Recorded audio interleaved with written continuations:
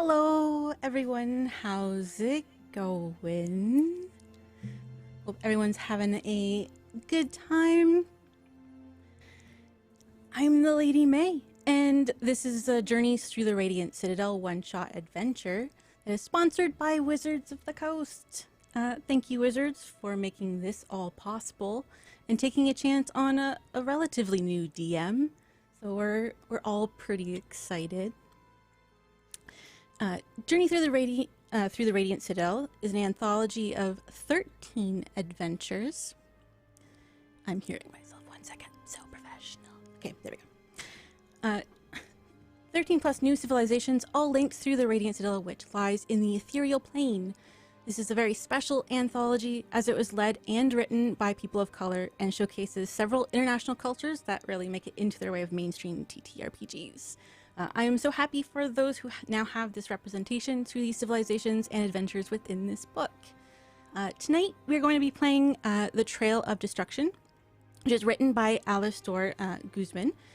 This adventure and its location are very much influenced and based off of Mesoamerican folklore.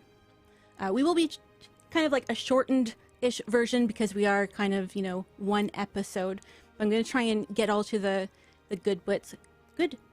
Highly recommend getting this book and playing through the whole adventure because it's really cool. It's really fun. Now, I do want to note, me being me, and if anyone knows me, I mumble my syllables all the time, thanks to ADHD. I want to give a shout out to Mike Ballets for recording themselves going through the adventure's pronunciation guide with all the names, so I could hear them to help me put my best foot forward in pronouncing these names. Thank you so much. And I'm gonna put their links in chat, and I'll have them in the YouTube VOD description below as well. There we go. Alrighty. Now, before we start, I want to introduce all of our wonderful cast for this evening. So please tell us who you are and a little bit about who you're playing, and one favorite thing about the Radiant Citadel book thus far. And we'll start with Stella. Hi. Hello, I'm Stella Luna on Twitch, Stella Luna TV on all other social media. Today I will be playing as Chong Chasu, who is a spirit arbiter from the Yonido civilization. One thing that I really love is that there is some very obvious Korean representation here in the book, and my character's profession is literally from traditional Korean folklore. It's based off of the Korean Grim Reaper, and I can't wait to show you what they're all about. Yeah. Next up we have Rob. Oh gosh, hey, that's me. Hi, I'm Rob, or bonus stage Rob, or bonus_stage_Rob. Your cool bisexual vacation dad here on the internet. For those of you who don't know me, I am a writer and producer of TTRPG content here on Twitch. I am also a player in a couple games, notably the Queer Chronicles of the Strixhaven Quartet on twitch.tv/game nights, as well as a Saturday Nights Pathfinder game also on game nights. And anything else I do will always be on my Twitter at bonusstagerob. But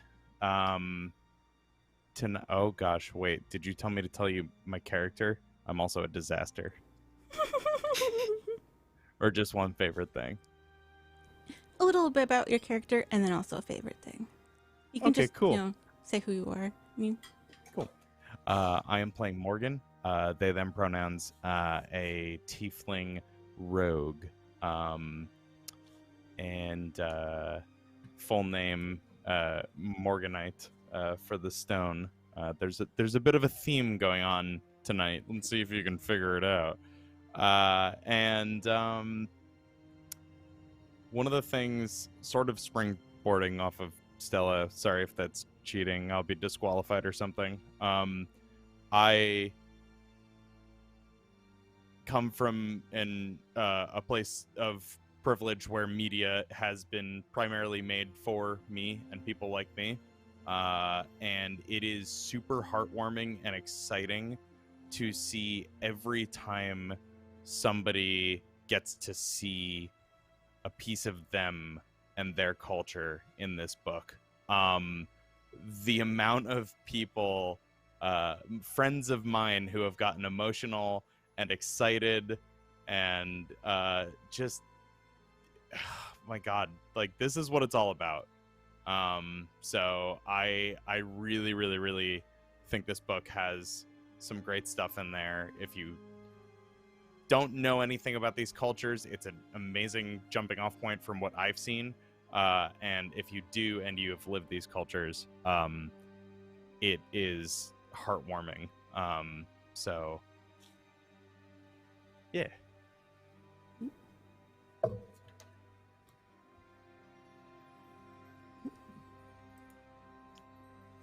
Next up, we have Hamna. All right. Hello, everybody. My name is Hamna, and I use any and all pronouns, and I am a TTRPG performer. You can find me on Twitter at @shahid_, where I talk about all of the different projects that I'm a part of. I am on a few different shows, so if you want to know where I'm at any given point in time, Twitter's the place to find me. Today, I will be playing Alishka Agate, who uses they, them pronouns, and they are an Aasimar Circle of Stars druid, which is going to be super fun. Also sibling to Austin's character, which I'm sure they will tell you about afterwards. One of my favorite things about the Journeys Through the Radiant Citadel book is that in the Radiant Citadel itself, they've sort of reimagined what a community response to violence looks like. There is a very intentional, very clear sort of like anti-carceral approach that they take to violence and like sort of dealing with it as a community in the book, and that was really, really cool to see, especially in tabletops when I feel like a lot of the stories kind of tend to go in a very carceral direction. So that was very cool for me personally to see. Speaking of siblings, next up we have Austin. Hey, it's me. I'm Austin, or some of you know me as @SailorScottAustin over on Twitter. I am a game designer, performer, player, and friend. You can find all the stuff I'm up to over on Twitter, SailorScottAustin. My favorite thing Humna took so rudely, just like a sibling would. So, my other favorite thing is the Citadel has there's a council, but then there's also this like collection of like elder, like ancestor spirits that you can also seek wisdom from, and so I just think that's cool. I was like all about that business. So that is my other favorite thing that I had to grab out of my head on the fly from reading the book. I'm playing Amal Agate, and she is a big sword lady. She's real big. She's got a big sword. That's pretty much it. You're not missing anything. You see a big lady with a sword, it's probably her. Next up we have DK. Hello, I'm DK, and as someone in chat said, I'm shifting in and out of the ethereal plane. Sorry, y'all. I am a TTRPG creator and DM who specializes in homebrew content, homebrew games. And today I'm playing Petra Pelucid, who is an Earth Genasi made entirely out of like a diamondish moonstone kind of substance. She is a spirit shepherd from her culture, and she's honestly just vibing on all the research that she's getting to do in the city. I think my favorite thing about a Radiant Citadel is how much love you can tell has been poured into each region. It doesn't feel like something got priority and something didn't. It feels very much like everything, every single adventure, every single culture was given 100% of the available effort, and I love that so much because it really does show that the people who created it loved the culture that they created and the culture that it was inspired by. Yeah, just the Oh, yeah. Going through, you can tell just the love in this book.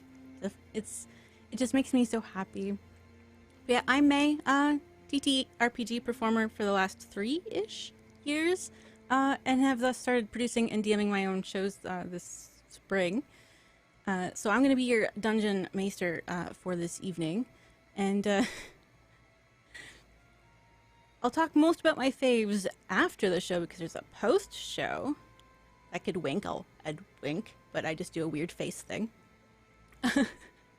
But to go off of Austin's point, I like that this council, the leaders, they have to like reapply every 10 years. You know, it's not guaranteed. They have to prove themselves. Like, I wish that could be everywhere, please. Alrighty. Are we ready for some Radiant Citadel action? Alright. I'm gonna take a drink because, as usual, streamer just always mouth dry. Drink check, everyone. Hydrate. Yeah. Hydrate. Hydration is important, especially in this heat wave that's like affecting everywhere. Hydrate or dihydrate, y'all. Hydrate or die straight. I don't know who I stole that from. I think it's Jay. Shout Oh out to Jay. God, a fate worse than death. Oh my Shout God. out to Jay for the art. Yes. Also, thank you. I meant to do that actually. Yes. And I forgot. I'm a horrible, horrible person. Okay. Jay's links are in chat. Jay can be found on a couple of our shows on this channel. But they did all the beautiful character art, including the mossy rock. That is in the corner of the overlay. That is, in effect, Jay. For our 6th cast member.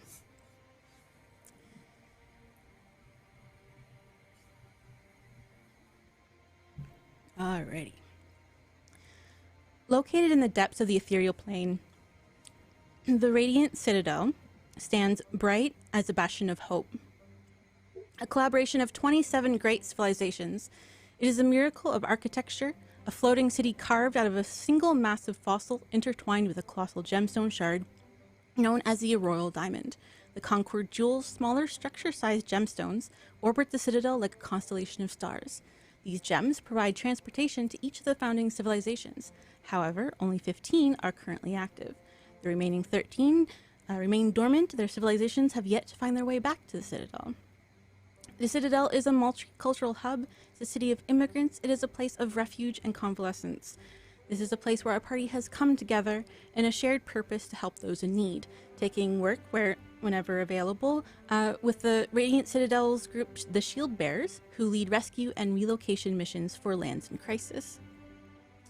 They are currently in between missions. It's a rare day off. What is everyone up to?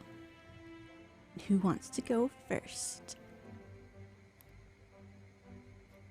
I can start. Okay. So Chazu is a 6-foot-tall humanoid with long black hair pulled into a tight braid. They wear a lot of black. They more or less don't have a spot of color on them except for the beads that hang from their hat, a red ribbon that ties the hat to their head, and this strange corruption on the side of their face. They are currently in the House of Convalescence, and though they are not a healer, they have decided to spend their day to think of others rather than what sort of path that they have been on and what sort of missions that they have just accomplished. And they're just bustling around trying to do the little tasks of assisting others since they don't personally have the craft of magical means of healing people.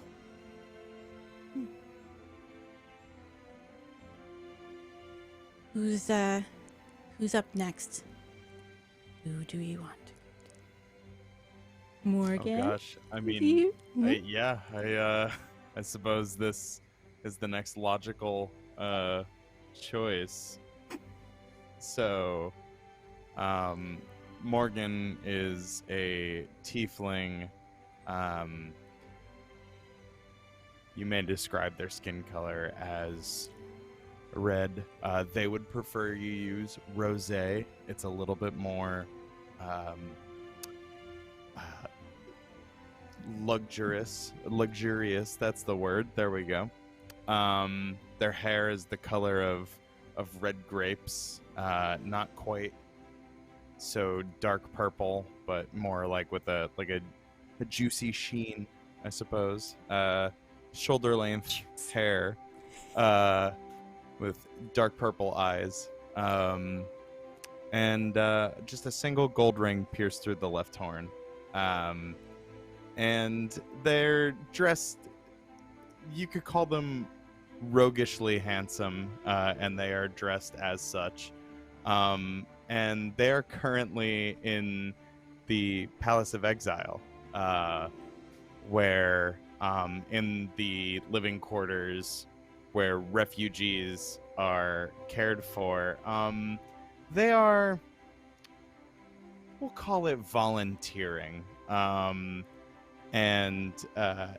they have a couple of refugees that are familiar with them. And at the much to the chagrin of the healers, he pops in and he sort of sneaks them a couple of flasks of mead here and there, or wine. Just, you know, he understands, or they understand rather, what it feels to be a stranger in a strange land, and so they are doing their part, albeit maybe not necessarily above board, to make these folks feel a little bit better. I imagine some of the nursing staff, like, they technically like shoo you away, but you know, just kind of like formality purposes. They you know, oh, I don't see you. No one's walking behind me right now.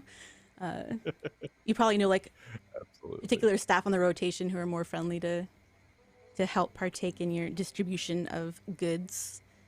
Yeah, they'll roll their eyes and look the other way when they see me. Yeah. I think on the complete opposite side of town, in the trade discal, you find a 6-foot-tall Aasimar with light brown skin, and dotted all over their skin, whether it's on their face, their neck, their arms, any visible skin that you can see, you see smatterings of freckles, tattoos. It's a little hard to tell, but for one thing, you know that they look like stars and constellations that are sort of like ebbing and flowing, shining, almost moving across their body. They have this like red, almost sandy colored hair that they've pulled back in a ponytail. Their eyes, the sort of color of like agate striations, so there's multiple different colors sort of like woven in and through their pupils, and they're dragging their sibling by the hand through these market stalls, trying to find the one place where they sell, what is it again that we're looking for, Amal?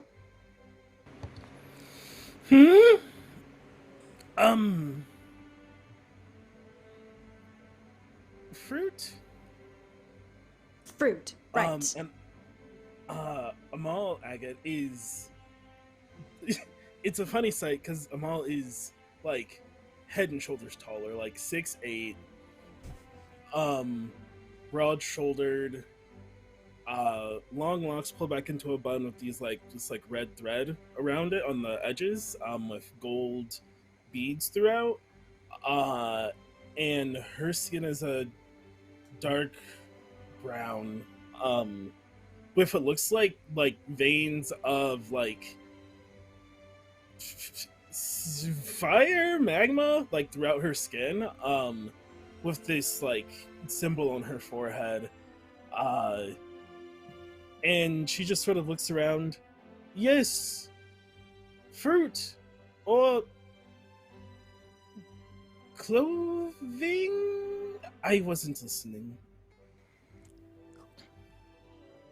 I think the sort of gemstones that are sort of circling around Alishka's head start to whir. At first they were kind of whirring kind of lazily, but they start to whir a little bit faster and faster as it's clear that Amal has completely forgotten why we're here. And we sort of pan out on the two of them kind of standing in the middle of the trade disc, like trying to figure out what exactly they're looking for. Amazing. Oh.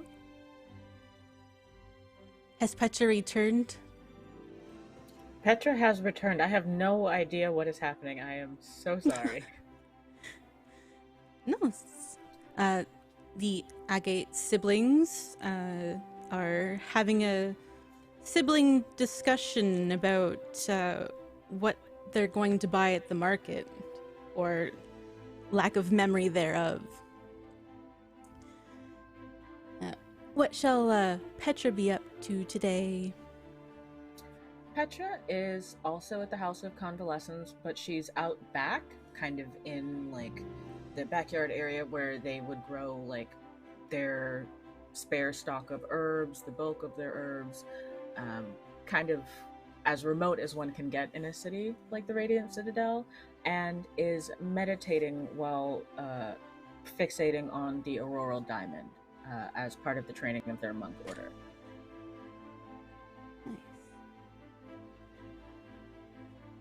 Yeah, I imagine, like, in and out of the afternoon, you're probably joined by a few folks here and there to partake in the same meditation on the rolled diamond. But one by one, a messenger locates each of you to deliver a message. It is an urgent summons from Ariat, leader of the Shield Bearers. Some of you are already at the Palace of Exile, the Shield Bearers HQ.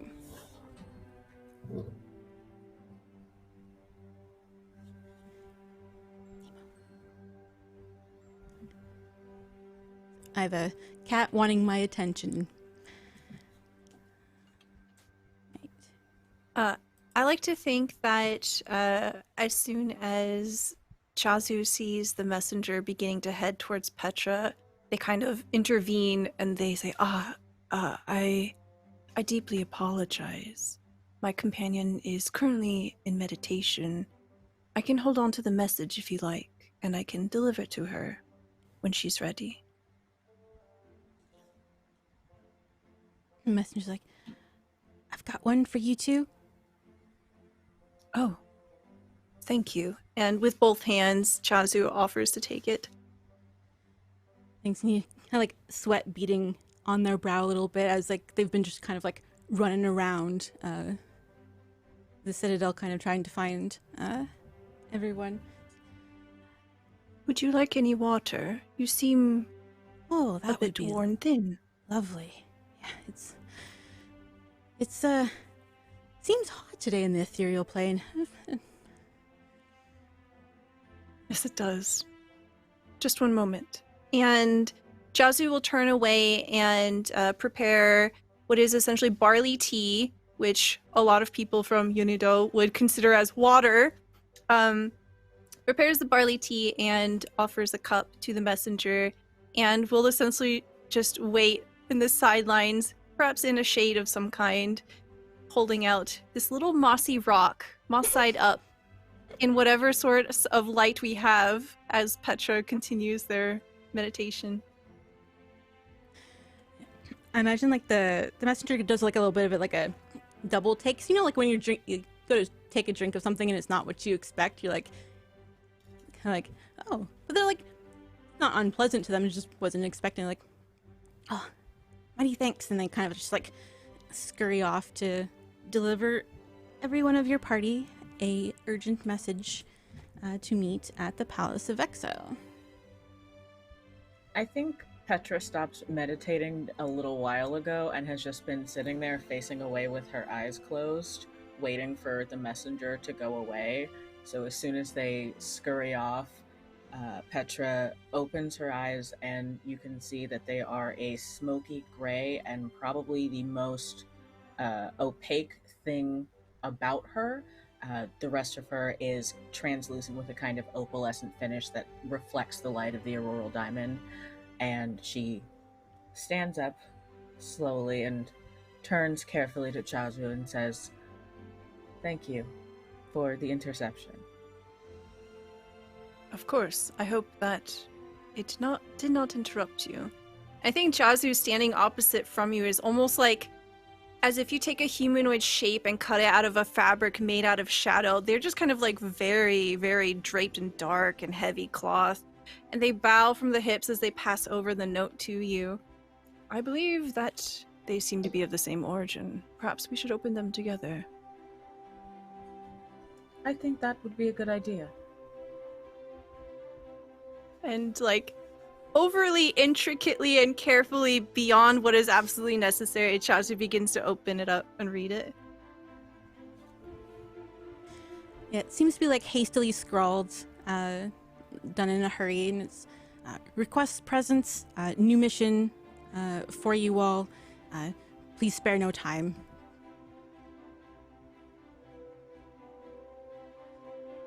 Well, I suppose we should be on our way then. Ah, yes. Let us make our way. I think in contrast, in the market, when the messenger sort of approaches the Agate siblings, I think Alishka kind of assumes this is just a random person trying to sell wares or something, or like trying to like, you know, just handing out flyers. So they just kind of like look down briefly. No, sorry, I'm not interested in joining your religion. So, okay, Amal, food or clothing? I'm pretty sure we already managed to buy like mangoes yesterday, so probably clothing. No, my clothes fit fine. So do my, what were we even supposed to? I knew one of us should have written this down. Why are you still here? I'm not trying to sell anything, but from the shield bearer's message for you both. He's kind of like, Oh. Sorry about that. no, Thank you. I get it all the time. Yeah. Is this why we are here? I suppose our vacation couldn't last forever, could it? Oh, you were on vacation. We needed to get these sunglasses. Right. Okay. Let's grab those first, and then we will. And like, I think Alishka's like moving through the market stalls, like opening this letter, trying to figure out like what exactly is being asked of us. It's the same kind of like message. It's, you know, another mission, like, you know, please don't waste any time to make it back to the headquarters. Okay. Sunglasses first, and then to the Palace of Exile. Already wearing like big sunglasses. Nice.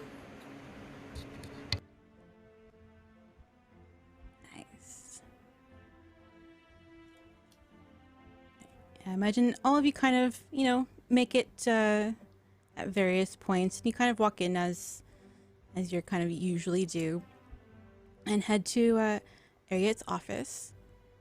It's a well-regarded leader for the shield bearers. He's a drow. He's in his 40s. His face is battle weary, but he's, you know, he's known for being a great tactician, and he organizes things very well. And, you know, if he sends a message saying like don't waste time, you know it's an actually, you know, a don't waste time kind of moment. And he kind of like, as he sees you, kind of like ushers y'all forward. And you may kind of like do like a little impatient like bounce as, you know, you kind of each file in as you kind of come throughout various parts of the Citadel. And once he has all you here, he's like, all right, now we need verification of the reports coming in from TableTopAudio. It's the volcanic region is it seems to be more active than usual. It's hard getting reports. We're not getting the usual things, but please, we need someone to go in and see the situation if we need to prepare for refugees or not. Is that something that you all can do for us, or I'm hoping that you'd be free. Well, if it's not too much trouble for my not-so-punctual teammates... Morgan is absolutely reveling in the fact that for once in their life, they are where they need to be on time. And they are just absolutely living for it. Like, as the leader was, like, sort of impatiently doing the bob, Morgan's like just tapping their foot just behind them. So the sheer advantage of being there first. Yep, absolutely. Being at the building. It was I think, entirely intentional. You see Jazu looks mortified at this, and they bow deeply from the hips. I deeply, sincerely apologize for our tardiness. There was an overturned cart on the way here, and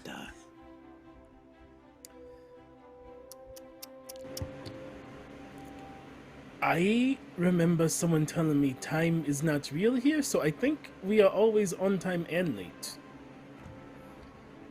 I like That- this philosophy that may very have- much. That may have been me, actually. Never mind. You are a smart person. Surprised you're not in the Stop. drunk tank like usual, Morgan. That was one time. One time. I seem to recall that there was that first time that we met, and then there was yesterday, and Time, the day before speaking that, of time, and... time is of the essence, and I think if it would please you, we should probably see to this issue.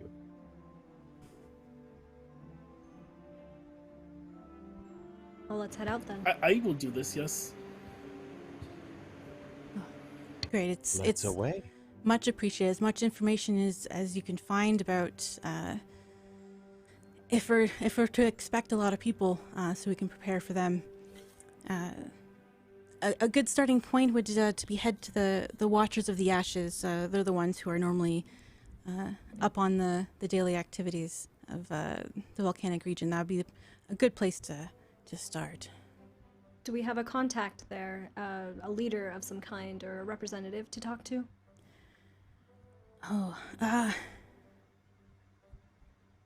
of like shifts through like papers and stuff, and it's like I believe the current the one that's I guess more maybe the most versed. I remember getting like long reports back in the day from Tonali is a dwarf gentleman. He'd probably be your best bet.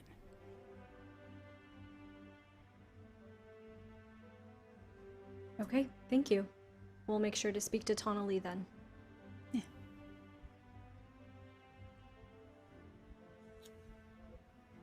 Alright, gang. Let's head out then. And I think Alishka, they had been sort of like leaning up against the wall with their arms crossed, sunglasses on, and they just kind of like push off against the wall and walk outside. Yeah, I follow out with these big, like, comical, just, like, huge lenses. They're so big, even for my face, like, walk outside. Jazu like does this awkward like half sprint trying to get to the door and trying to hold it open for everybody. It's like, oh yes, after you.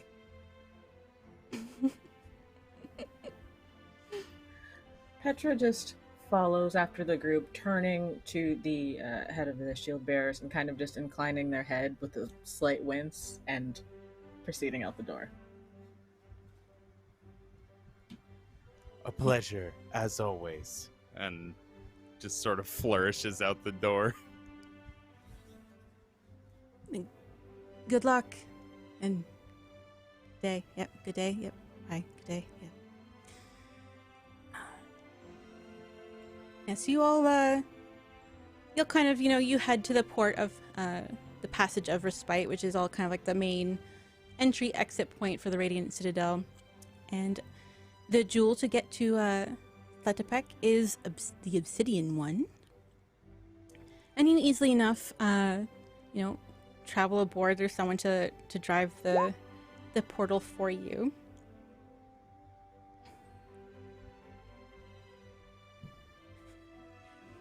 And before too long, the jewel kind of like passes through the plains, and you are met with tall mountains enclosing lush forests and open valleys of Tlutepec.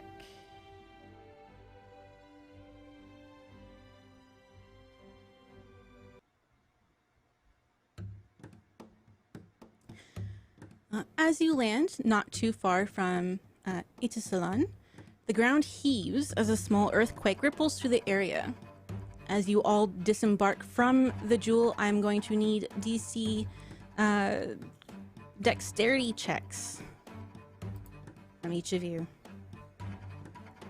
Is this wow. just a straight check, or is this a save? save?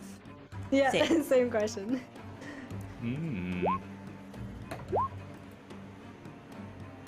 22. I got a 12. Nat 20. Nice. Oh!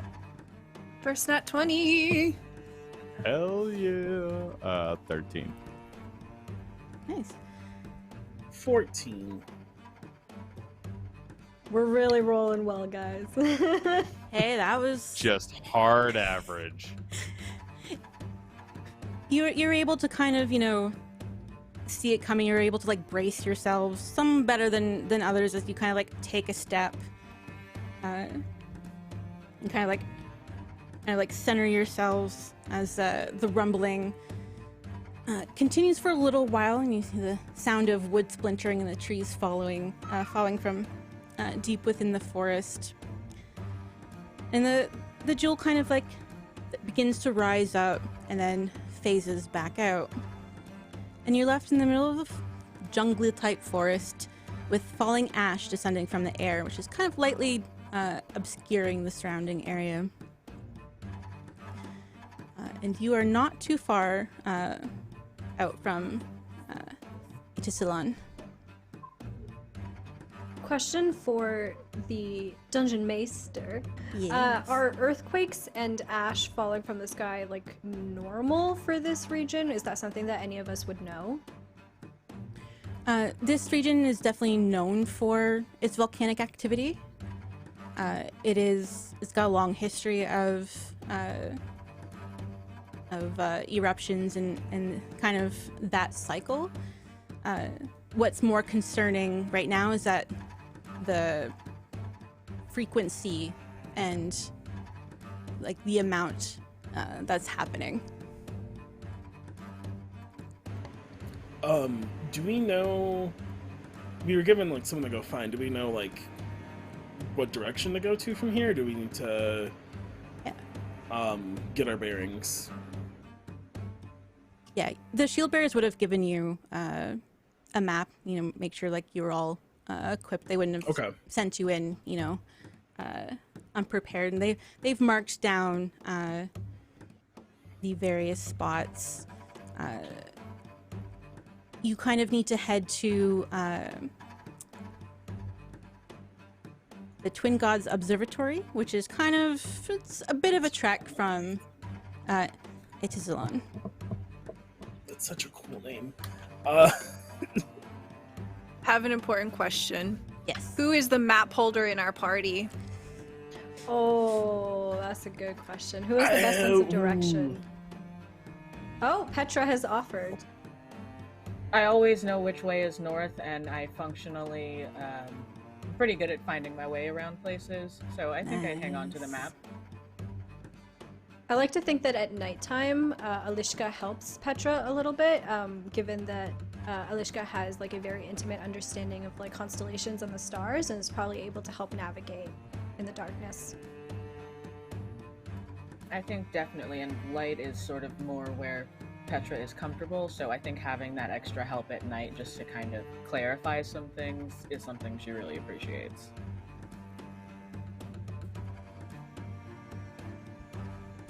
Petra, what direction do you suppose we should start moving towards?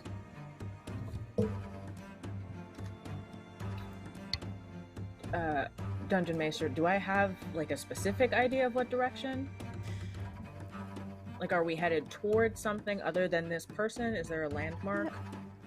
Yep, if I could find where the map icon is on my Roll20.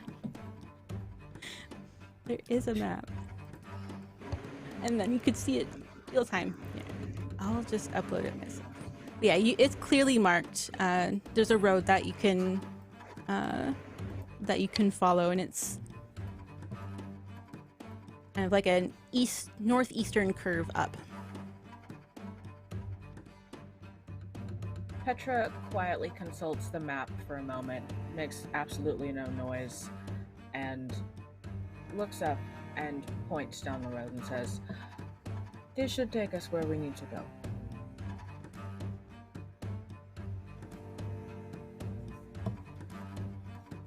After you.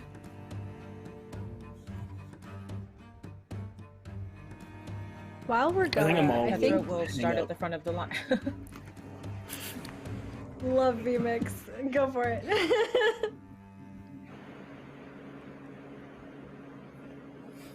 Petra just scoots to the front of the line.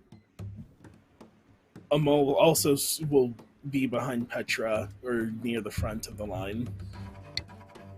I think Alishka takes the back and specifically is trying to keep a mental calculation of like how far apart the different tremors are, the different earthquakes that happen. Just trying to gauge like if they're getting closer together, like maybe they're like the situation is worsening or not. I think that Chazu is probably behind Morgan, and you see them casting a spell, and they will cast Detect Magic. And the way that it looks like for them, they close their eyes and they'll put a hand on Morgan's shoulder as they're walking as kind of like a guide. And with their eyes closed, they see these like spectral ghost-like apparitions appear, and they will like swarm and surround anything that's magical and kind of highlight it. So as we're walking, basically, I'm just gonna put out my magical feelers any 30 feet around us.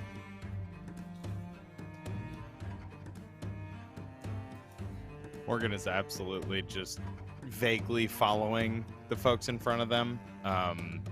Not necessarily keeping time, but maybe with the occasional, like, gentle prod from Chasu. Just like, keep walking. Like, I'm just stopping and sniffing the flowers every now and again, you know? Chazu makes no comment whatsoever and just kind of patiently bides by this.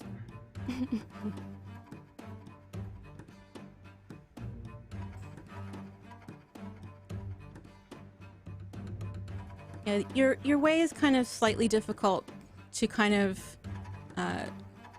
get your way through.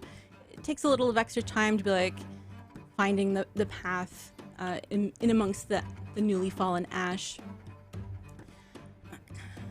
But nothing seems to be like happening like immediately in terms of like active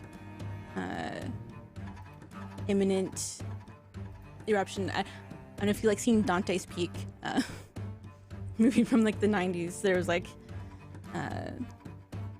pretty quick succession. So far it seems like a slow active, nothing overly rumbling right now. As you enter town. So the town of Etizulan, it's seen better days, although its colorfully painted stone homes and shady tree-lined streets are welcoming. An air of urgency lingers over the community. Many of the stalls in the town's paved central market are closed as locals shore up buildings damaged by a recent earthquake or reinforcing the town walls. You do find a bunch of people, they are like kind of wandering about, and there's a couple shops open.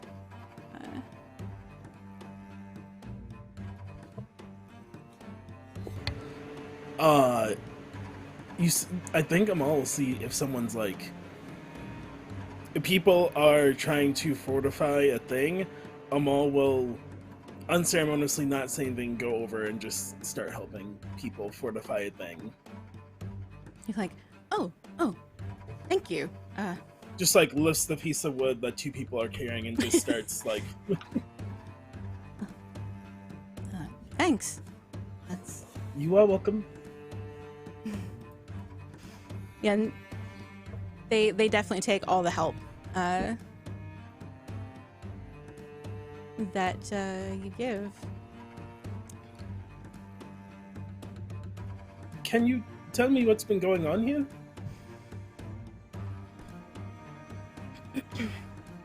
Kind of brush the sweat off and well,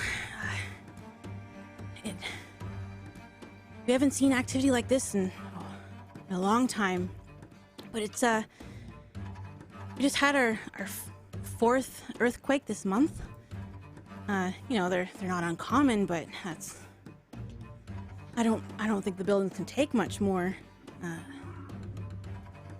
than that, and just salamanders and fire snakes attacking. Anyway, that's why, you know, they're partially why they're fortifying the walls. It's an unusual thing, but something to get used to, I suppose. I mean, hopefully not for too long. So you do not plan to leave? You will stay? Well, if we have to leave, we will have to leave, but we'll try and keep this community going as long as we can. If we have to rebuild, we'll rebuild. That is good to know. Well, good luck with the rest of everything. I hope that's enough help. Yeah. Thank you very much. I hope you enjoy your time here. I am sure it will be quite not lovely, but it will make your home better. Oh, okay. Well, I hope you stay safe, then. That's not really what I do, but okay. It's kind of like a worried goes over expression to on her help. face. She starts walking to help with the wall. Someone else can do something, but she's just gonna keep helping fortify other stuff and have similar conversations. Oh my gosh. You know, have a community I love very that. worried about your safety. I think while Amal's been helping fortify buildings, Alishka has been helping fortify people. So specifically going around and seeing like if there is anybody who looks hurt or looks like they could use some assistance from like a medical perspective, and they are just trying to like heal people and help guide people to like safer areas if they're like trapped or anything like that.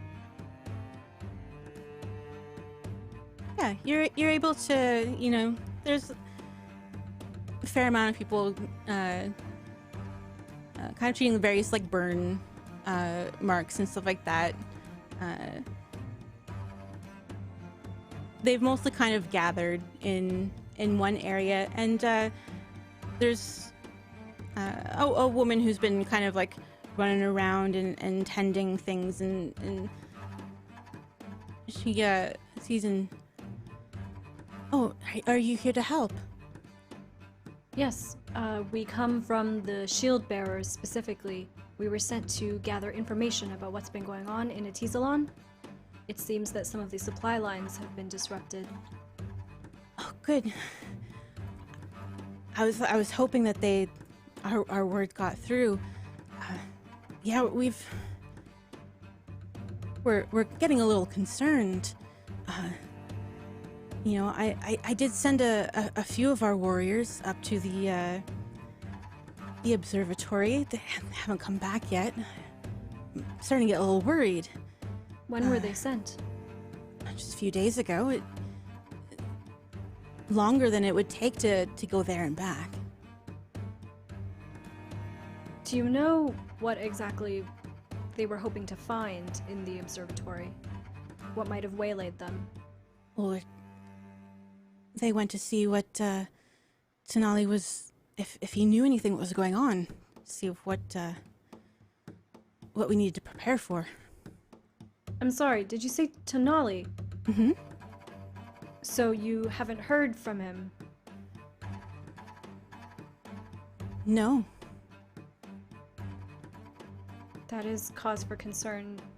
my group, the Shield Bearers, were also hoping to speak to Tenali as well. Yeah, if you do happen to find my people, if they need help, or at least send word back to us, either way. But yeah, we're definitely getting a little worried on where to go. Normally, you know, when a eruption happens, we just kind of locate to one area or another, but everyone's kind of afraid that all of them are going to go up. Don't worry. And Alishka puts like a very like comforting, gentle hand on this person's shoulder. When we come back, and we will come back because we always do, we will bring your people back with us. Oh. Thank you. Is there anything else I can help you with? Just, has this ever happened before in the history of your people? Any precedents for us to call back upon? Folklore, really. Just that, you know, this land will eventually be wiped away by all of the volcanoes erupting. I was hoping Tenali would hear back from him if there's any truth to this. Well, we'll find out, and we will let you know. Just be prepared either way. If there is any truth to this tale, evacuation might be the best option. At least we have the Citadel to fall back on. That does at least lighten my heart some. Of course, here. And I think Alishka goes into their pack and like pulls out some food and water and hands it to the person, and then like goes around and basically like does the same for all of the other people here, and goes back to the group and relays the information that they got to everybody else. Yeah.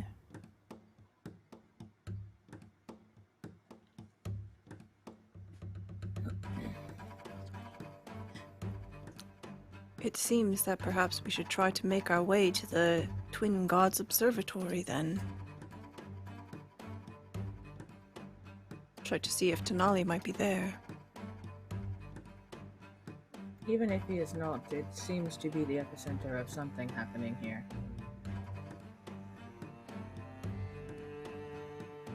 These people sure do love their doom and gloom, but a disappearance is a disappearance, so...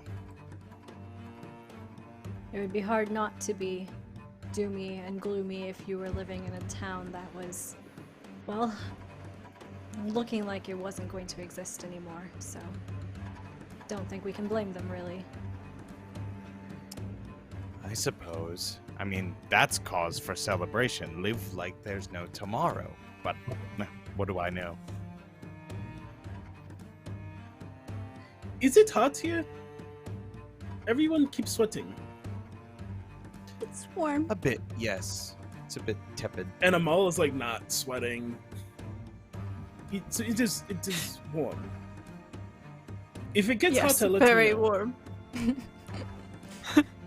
Chasu wearing all black is like, yes, very. Do you have any spare water?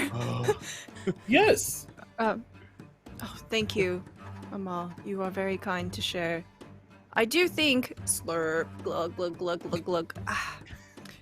I do think that perhaps the salamanders and fire snakes attacking might be a result of something else. Animals are generally agitated and behave strangely when some other predator moves in. Like a If big fire snake. It is possible, Well- Amal. If we meet any of these animals along the way, I can speak to them, ask them what they know.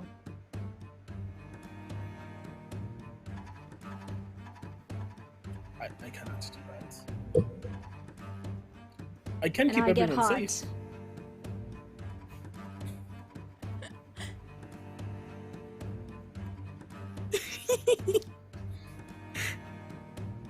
I think we head over then to the Yeah. Twin Gods Observatory. Yeah.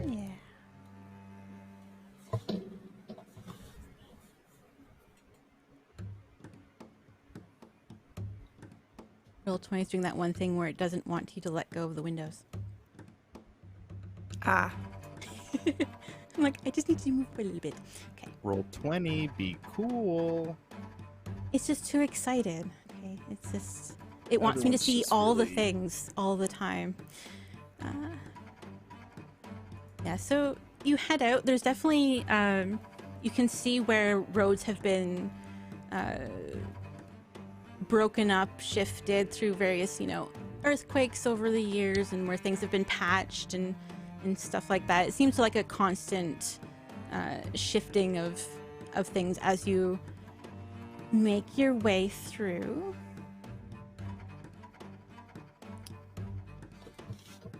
When you are walking along, the earth cracks and light kind of bursts, revealing magma flowing below this fissure. And a fire snake rises from the crack and attacks the first creature it's closest to. It's just gonna nibble. Who would be marching first? Why does that sound so cute? It's Just a little- Just a nibble. Just nibble. Just a little Just a Snickers little snack. nibble, lad. And I just want to chew on you some. Yeah. Yeah, just a taste. Shark rules, I gotta see what it is. I think Petra's in front.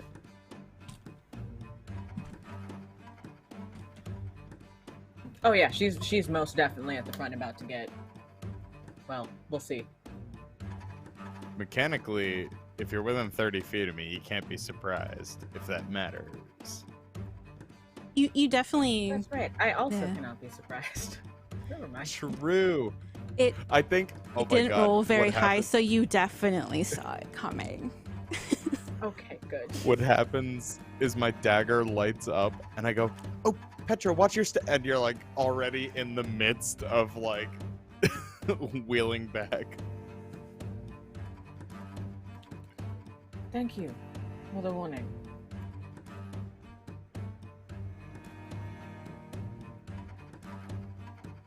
Yeah, it kind of like crawls up, like, looking up. It's definitely wary.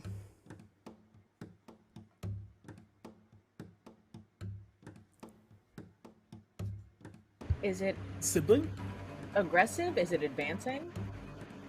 Or is it just kind of looking at the moment?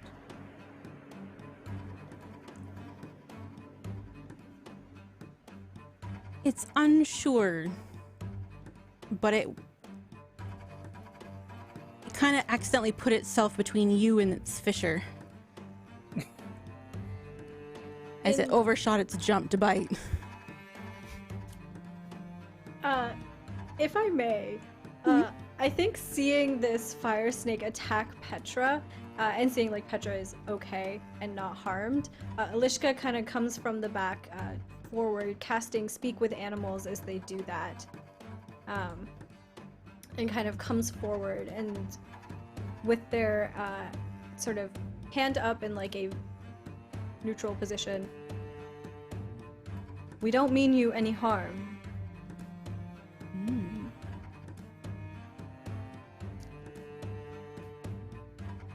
It doesn't seem to understand or recognize that you're talking to it. Roll an intelligence check. Like a save or just like a straight in Straight check.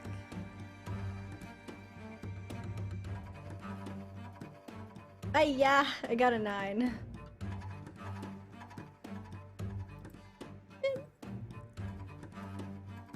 Considering the spell isn't as, working as well as you thought it would, this might not be a beast.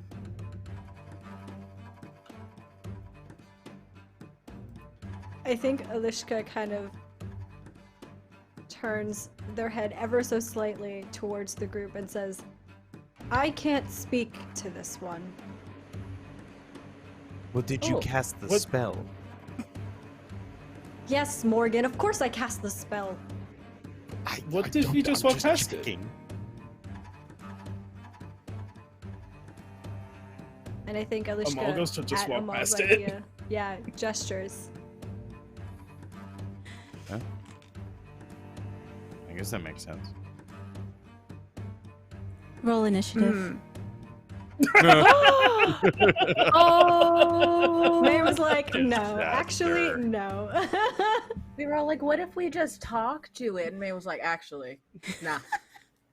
Yeah, I was Perhaps. like, you're like, I can speak with animals, and I'm like, I know it won't. There's no way Amal knows it's not a beast, but Austin knows it's not a beast. Hamna didn't know it wasn't a beast, so like, look. Yeah, we're just fire three snakes in are it. elementals. Well, I can summon those. Summon it. Call its mom. Call its mom! I cast to conjure Paddle elemental on and I it. summon its mom. Oh. He tried to take a nibble at me. I got a 12, by the way. 17. Got an 11. Ye old dirty 20. Nice. 15. Excuse me. Morgan, you're up first. All right, so we've established it's not talkable to, so I think, yeah, I think Morgan's just gonna go, well, shoo, you little shit, and or they're gonna cast Chill Touch and get a nat 1. Sick.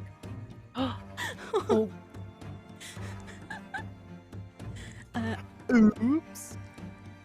I think your fingers feel numb, and that's about it. From that. God, that usually works. Would you like to do anything else?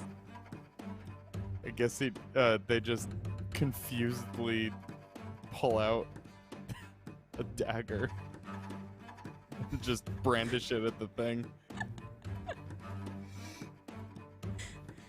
Embarrassing. It goes next, so it seeing you. I don't think it notices that you cast a spell to attack it, but it does see the dagger. That's probably best. It does see the dagger, and it's gonna try and not so nicely nibble.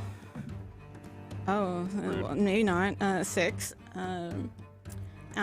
Seeing that, it's gonna try and hit you with its tail. Oh, 18. Yeah, that'll hit. Alrighty. Take 5 points of bludgeoning damage, and Uncanny dodge. ooh, So I think 3 or 2. Wait, round down? Up? it's round down. It is round down. Yeah, okay. You also take, with the rounding down, 1 point of fire damage, as its flames kind of flicker and singe the end of your sleeve. Okay.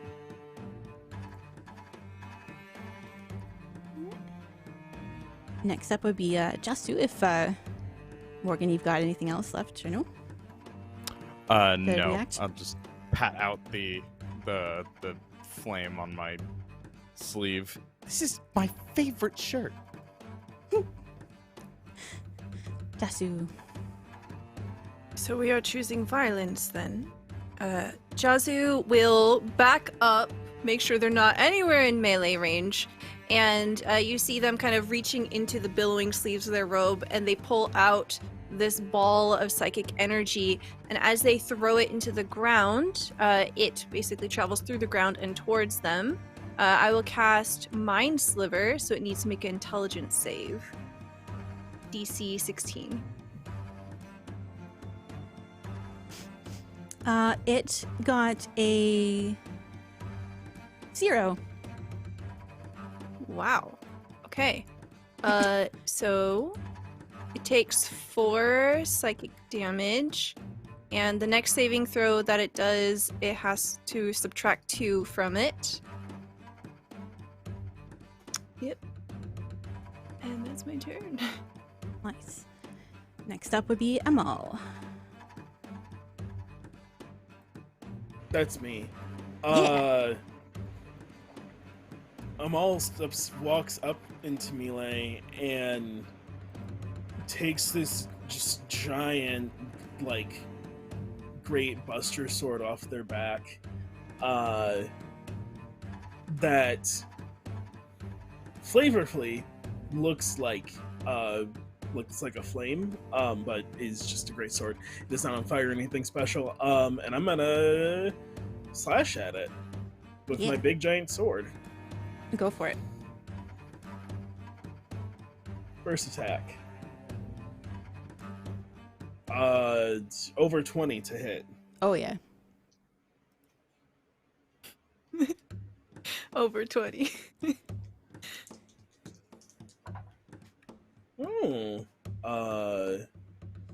That's 15 slashing damage. Ooh. And I will use my slasher feat to reduce its speed by 10 feet. And for my second trick, I'm gonna slash again. Mm-hmm. More than last time.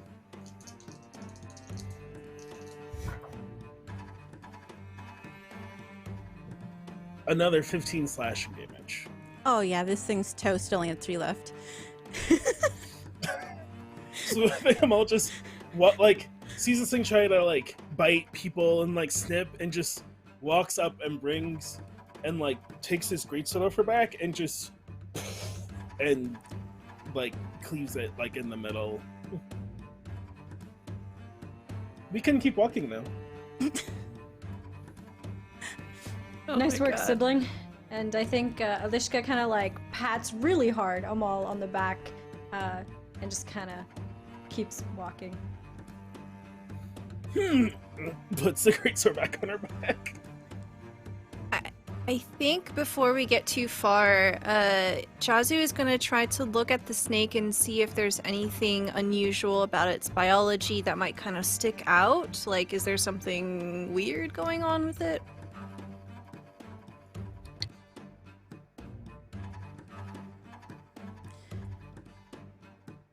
What's left of it? Not that it looks like a fire snake, an elemental. Okay. Let us keep going. Before we journey on, we'll take a quick bio break so everyone can top up their waters, sure to hydrate in this weather, grab a snack, stretch, and we'll be right back. Hello, welcome back. I hope everyone has had a stretch and a refill of their drinks. This is Journeys Through the Radiant Citadel one-shot sponsored by Wizards of the Coast, and we are partway through the Trail of Destruction, where our party came across a fire snake that was swiftly dealt with by our big buff sword lady. Alrighty. So you all kind of continue your way. It's a few hours down the road or so. And you come across a large gap, a 30-foot deep fissure, 120 feet long by 20 feet wide, and it's sliced right down the middle of the road. And there's a turquoise tiefling dance. He's kind of like got colorful feathers and dressed very colorful, and he's just kind of like standing, kind of like, there's a problem.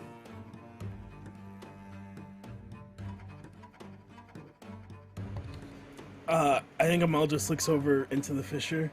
That is a big hole.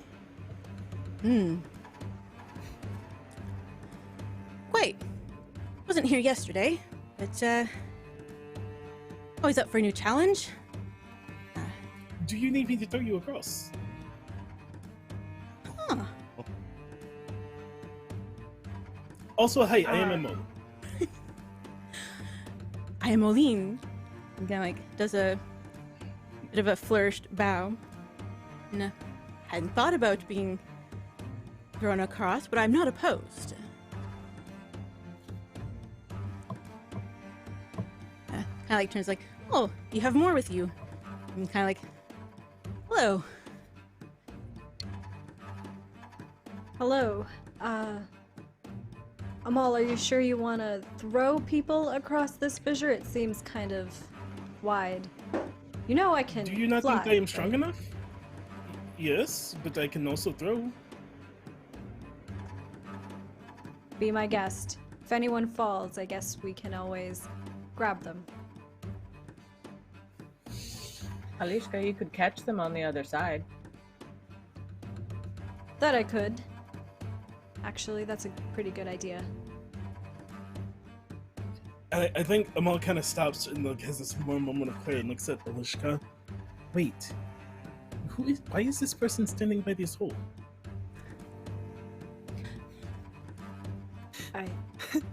They probably wanted to get over there and got stuck. You, why are you standing at this hole? He knows that you're addressing, but he kind of just like for fun, kind of is like a, like, oh, who, me? Well, I'm, wanted to help, so I was on my way to the Twin Gods observatory, for half of the people to do my part. I add to my tales, and collection.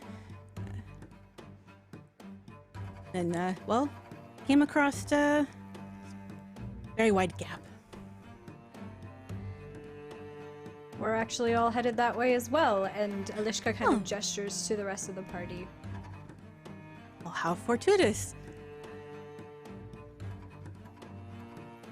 Wouldn't mind if I tag along if, well, kind of do need help getting across, but, it's a little extra dangerous out there these days, and not so safe to be traveling alone. And you said this fissure wasn't here yesterday, so No. how do you propose we make our way to the Twin Gods? Hope that the road is still the rest of the way there. Kind of like flashes a hopeful smile.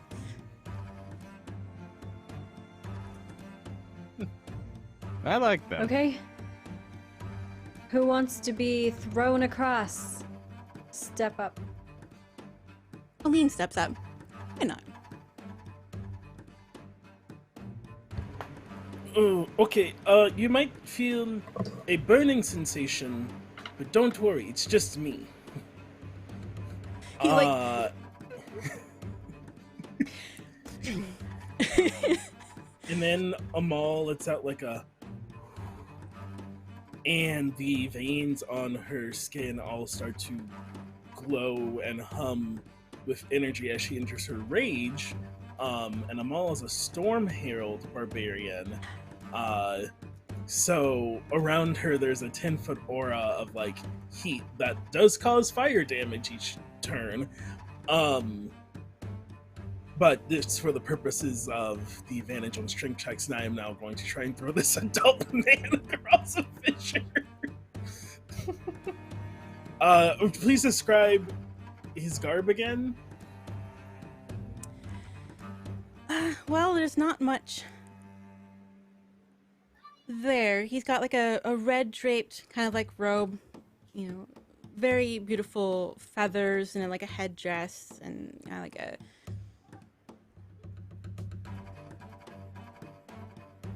It's gonna look really pretty flying through the air. I will say that. Okay, I'm also like, I hope you have strong shoulders, and grabs by the wrist, and I'm gonna like Mario, like spin toss So throw. long. Oh wow. I'm very strong. Please tell me what dice I need to roll. I guess it just. Yeah, I guess it'd be just like a strength, like athletics. You try like shot Heard. put him, I suppose.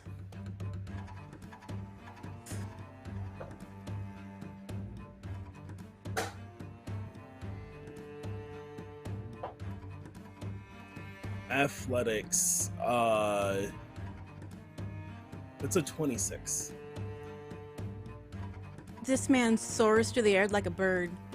It's breathtaking.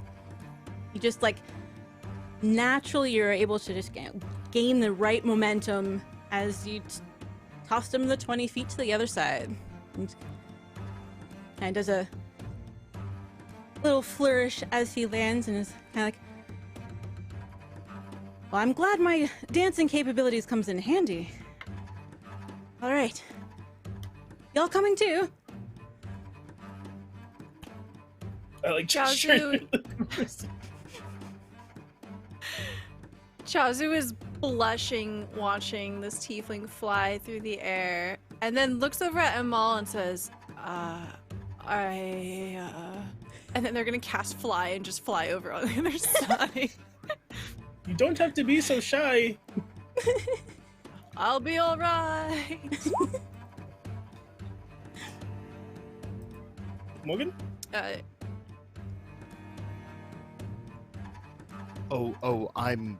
I'm quite all right. I'm gonna use my ring of jumping, which I wear, to just basically effectively cast jump on myself and just jump across. I'm gonna do a cool little backflip when I do it. Just. But thank you. Oh, you're just kind of like, impressive. Have you any interest in joining a troupe? How much does it pay? Depends on the place, but gets by. It's more you do it because you love it most times. I also love money. Fair point. My people will call your people. And it was like, I should get some people.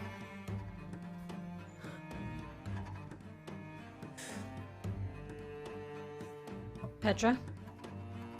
In terms of the size of this fissure, is there like anything on either side of it? Is it completely like bisecting the land that we're on? Yeah, it's like 120 feet, like kind of like your roughly midway point, conveniently, and like 20 feet to the other side of the road. So it's kind of like more long and narrow than anything. It's definitely faster to go across and around. That was Okay. I had a question, but I think I'm going to do something else. Petra will just kind of observe and take a minute to kind of walk back and forth and see that that is the case with the fissure, and turn to Amal and say, "Throw me." And Yeet. curl up into a ball for a fastball special. nice.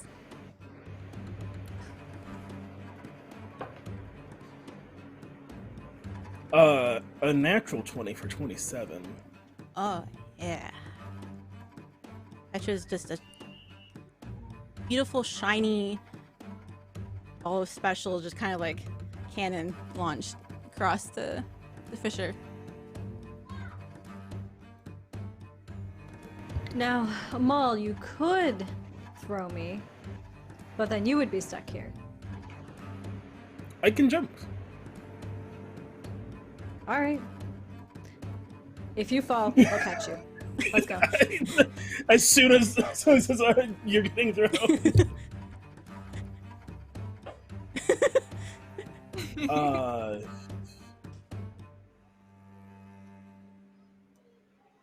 22. Now, with the kind of like quick mid-sentence, it's not as a clean takeoff as the others, but yeah, no problem. Your sibling has made it to the other side. And then Amal will back up 40 feet, as is her movement. Get into like a runner stance, and then sprint towards the gap and long jump across. I think I can just make it with the long jump rules, but I can roll if you'd like. Roll, I just want to see like what the roll is. Let's see.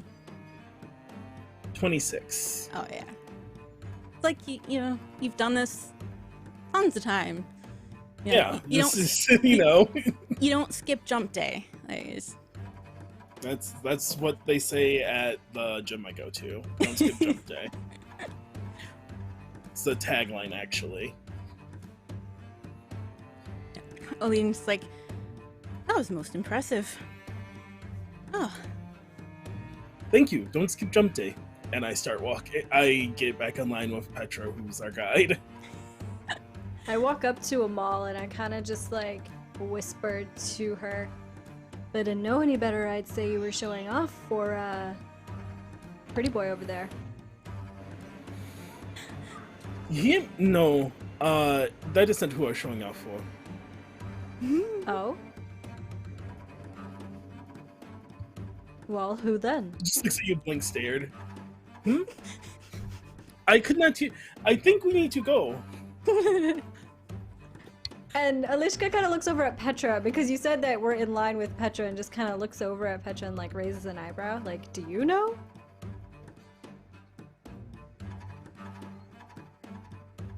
No, but I'm extremely curious myself.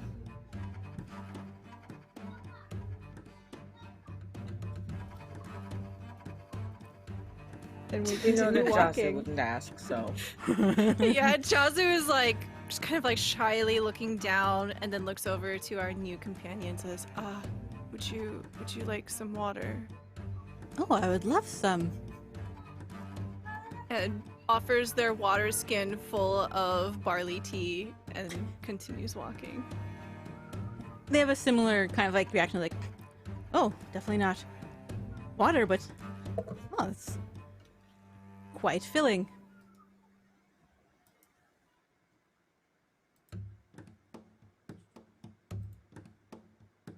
Before too long.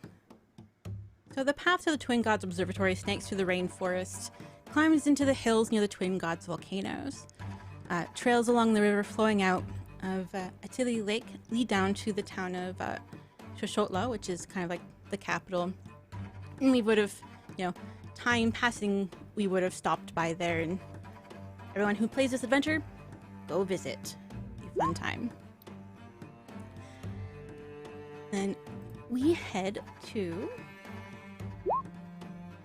the observatory.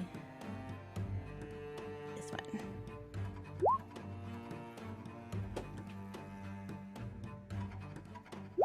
I really hope the cats don't knock down what's behind me. I heard a noise. I'm like, uh-oh. Alrighty.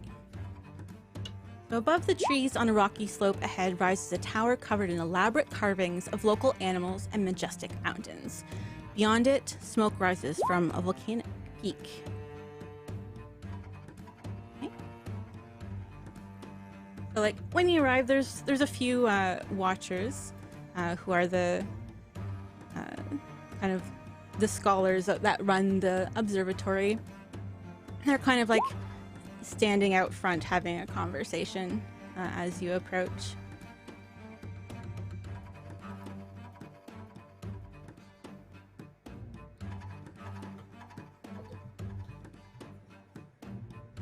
If there's scholars outside, then Chasu, Petra, I think you two might be best to speak. Petra, perhaps you can lead. I'll be closely behind. Sure, that sounds good to me. And Petra will slowly begin to approach the scholars. You know, they eventually kind of like stop and like, oh, yes, can we help you? I hope so, very much. We have been sent by the shield bearers of the Radiant Citadel to see what is happening here and how the people here are doing, and we understand that there have been some incidents with the increase in earthquakes. Could you perhaps shed some light on that for us? Well, we're trying our best to determine the cause.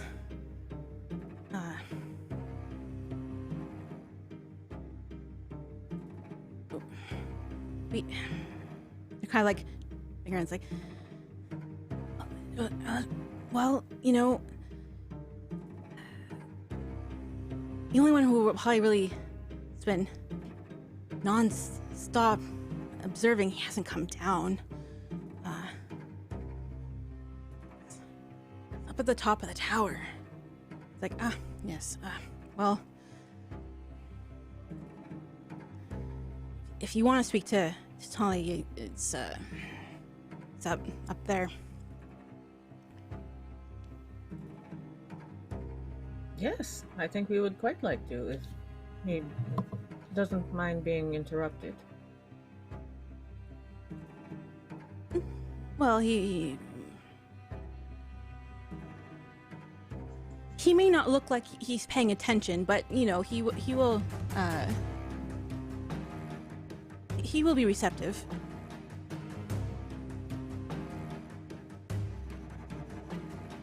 Okay. And I turn and look at Jasu and say, is there anything that you wanted to ask? Yes, thank you. Excuse me. I was wondering if you would know what we should expect up there. Is it dangerous? Well,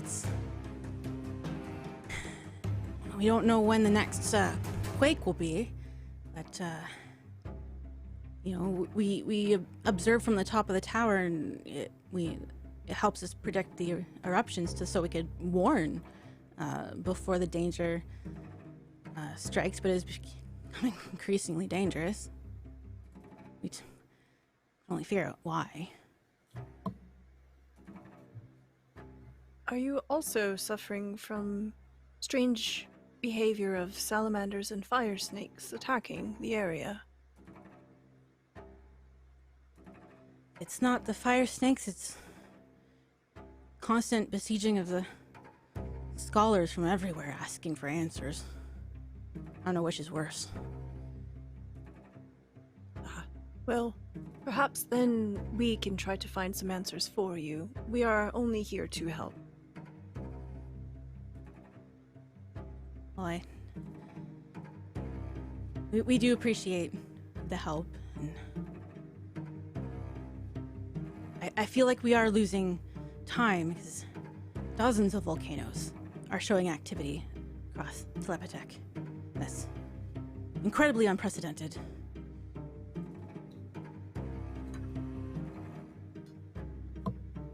Is there anything in particular that could cause that?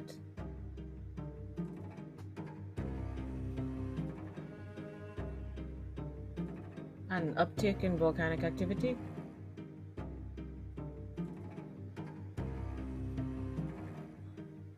not that we can figure out is, well, the, you know, gods are unhappy, but we've been duly giving our offerings and, you know, making all of the observations necessary, trying to, you know, calm them.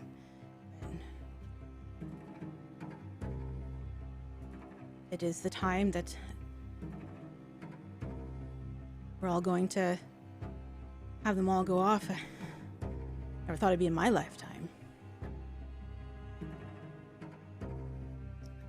Are the offerings made in any specific place?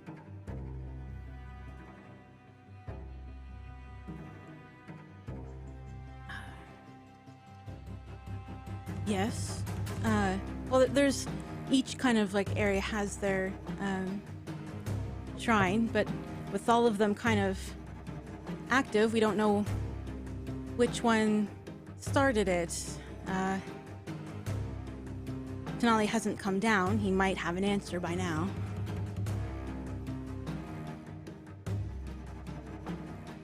Petra, it seems that perhaps we should try to seek the summit of where Denali might be.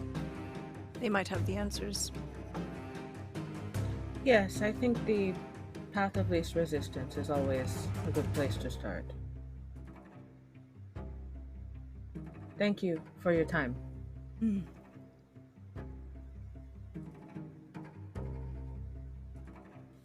We will turn around and head back to the Agate siblings. How good are you at climbing, just out of curiosity? I love to climb. I can turn into anything that can climb. Chazu looks at Morgan? Morgan. Yeah, I think they turn at I the have been same time known- and just kind of... I've been known to climb in and out of places quite frequently for various reasons. Do they kick you out? Only if they catch me. Which they do, often, by the way. One time. You have a lot of one times, I say as we start moving. Are these all the same time, or...? Your sibling would have it remembered that way, yes. So, like, one It's really been bad more night than where you did one everything time. wrong. We all have our bad weeks. No, I can't relate, but that's okay. We are all different. Oh, not you. You're doing great, sweetie. Thank you. Why do we need to climb, Petra? Denali is at the top. The tower there, that's apparently where we will find him and why no one has been able to reach him. We can't go inside. We need to scale the tower. I don't know, they were quite vague about that part. Hmm. They sort of just Only one way to pointed and find out. said, he's up there. For anyone who would like to roll perception roll. Yeah, Yes, baby. please. I love doing dice. God damn it! 11. Dirty 20. Perception. I'm perceptive. 16. What's it like to have the dice like you? I don't know. It's you know, you see stuff.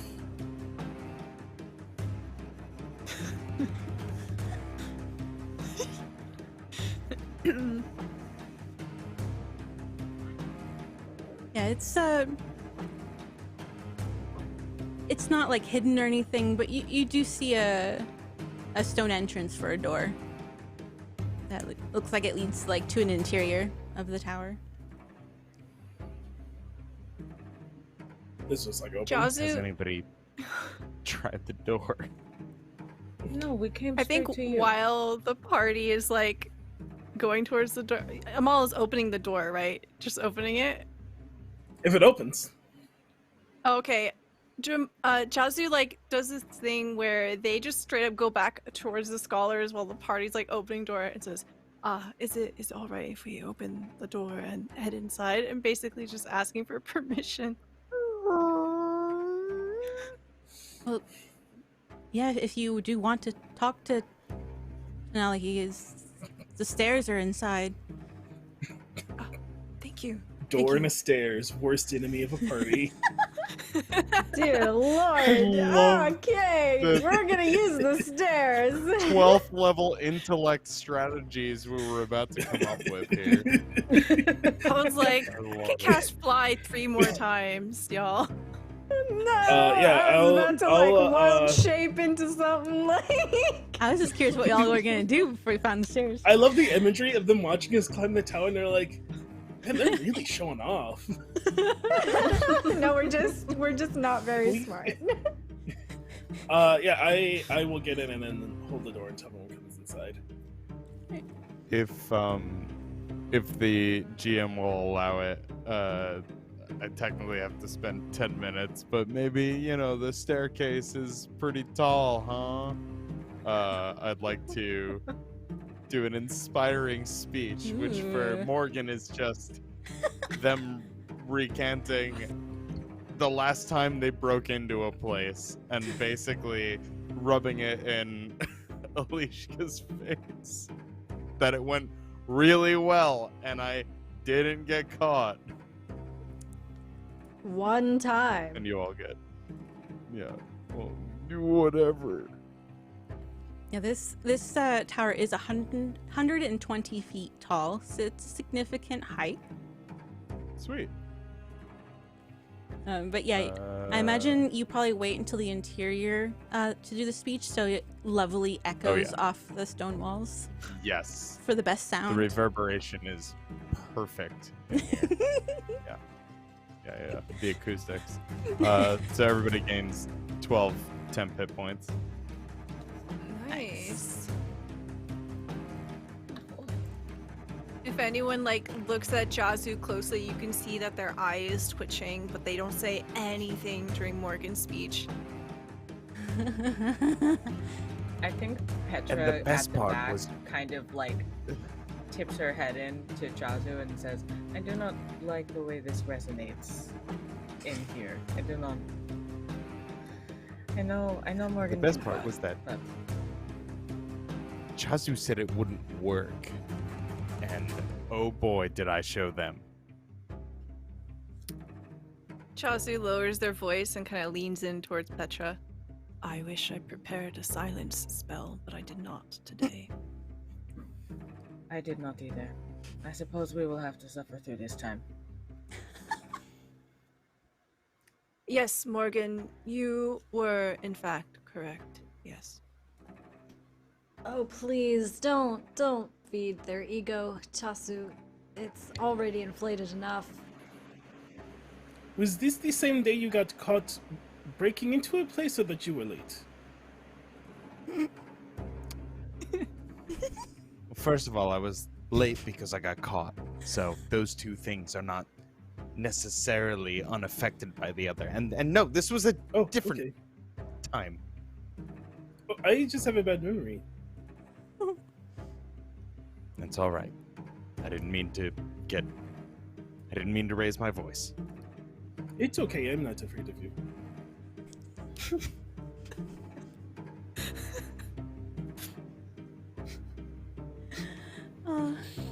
As some of you are suffering through Morgan's lengthy but inspiring, tale, whether, it happened as that or not, remains to be seen. The interior of the Twin Gods Observatory is hollow, pretty much all the way through. It's a spiral stone staircase rising to the roof that has kind of like a viewing platform at the top.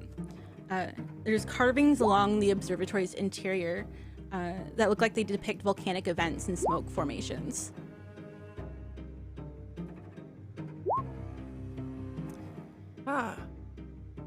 perhaps these might be insightful, or they might just be ornamental. I would like to study them, see if they might divine some information for us. Investigation roll for me. Not great. Oh, nat 20, baby. Let's go. That's a 21. Yeah. So as, you know, you kind of like drown out Morgan's voice, you're kind of like focused in on these carvings. And it looks like the way that these carvings are in the smoke formations kind of go about is what the Watchers use to inform their predictions. And there's one in particular, a carving that's kind of beside an exploding, kind of bursting from an exploding volcano. It's a very large, frilled reptile.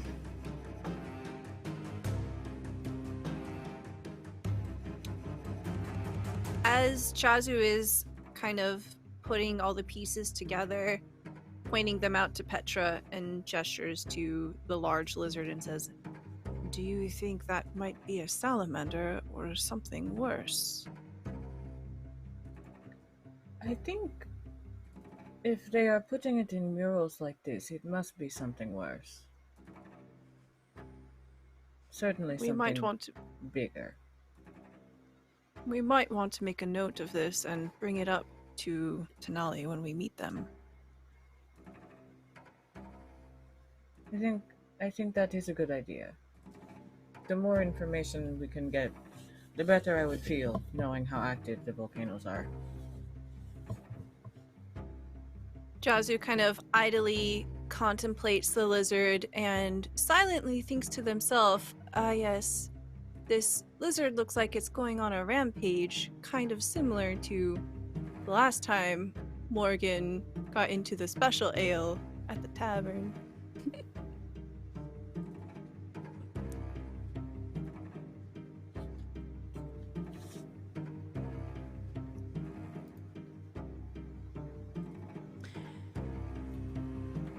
So as everyone's gonna start climbing the trek up. So this is considered difficult terrain. There is no railing, and it's open to the interior of the tower at all times till the top.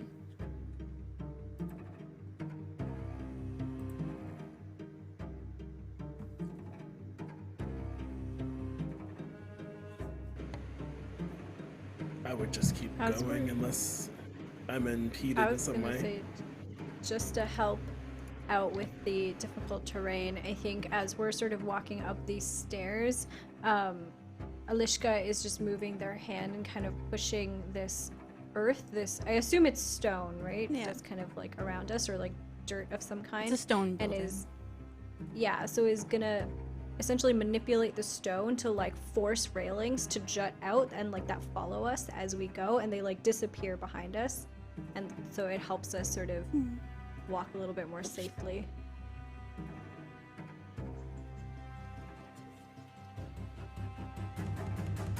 Oh, I know. Amal, does anyone need to be carried?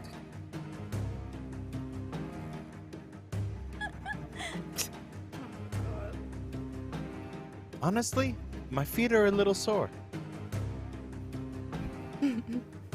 Oh. That's too bad.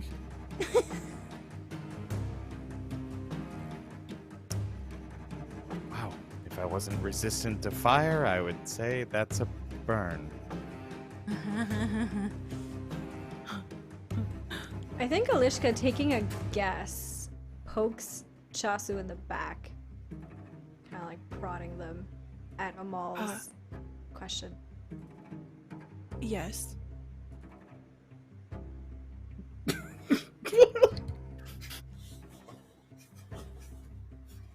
Amal, what can I help you with? Oh, I didn't. Did you need to be carried? These stairs are dangerous. Oh. I think I will be alright.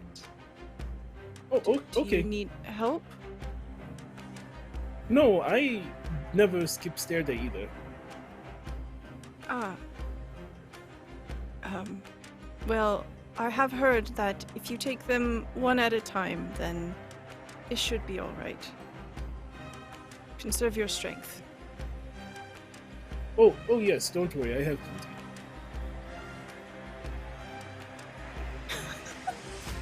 As this conversation sure? happens, about halfway up the tower, it starts to shake. And a crack like a thunderclap sounds from below. And then suddenly you start to feel the stairs and the floor pitch beneath you. I need dexterity saving throws from everyone.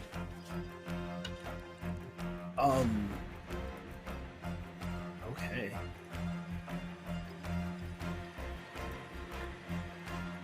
Would you say this is an effect that I can see?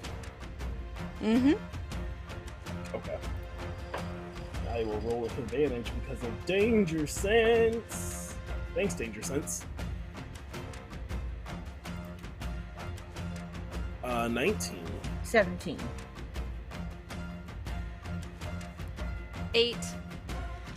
8. No! Twinsies. Yo! Well, Remember that there's railings. I don't know if that helps at all. the railings help a little. But the building is starting to fall from under you.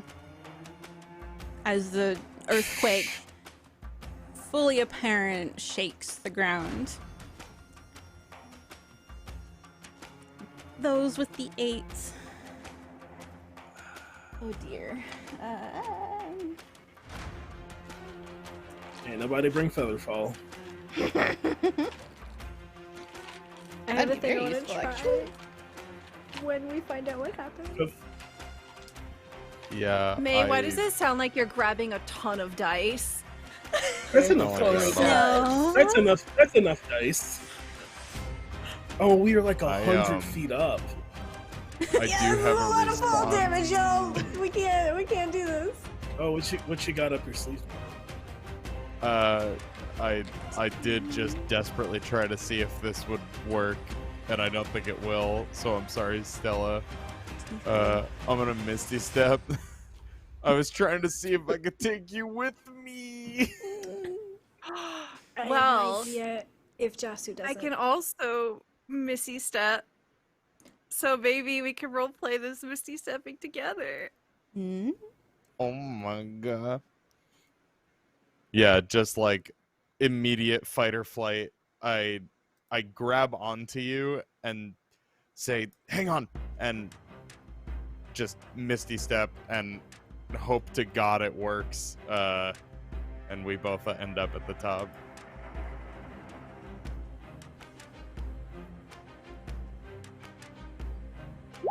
Here it is.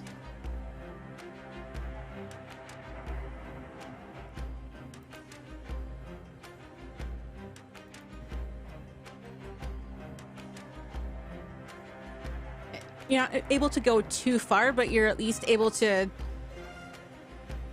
get to a spot that hasn't fallen so far. I need everyone to roll initiative. What? Against whom? What are we fighting? The Like the building. big This is- salamander? This is essentially a timed event. Oh, Oh. Woof. Seven- Everyone at the same time.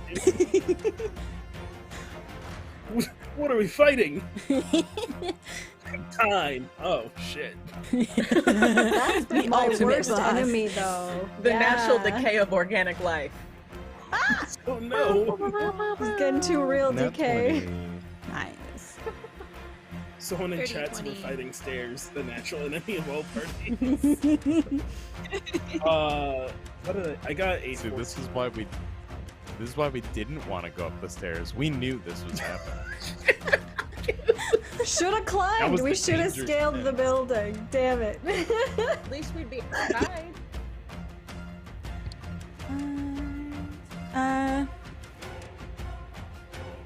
Yeah, I'm missing a couple. There's 17. What was Petra's? 17. Oh, two 17s. Okay.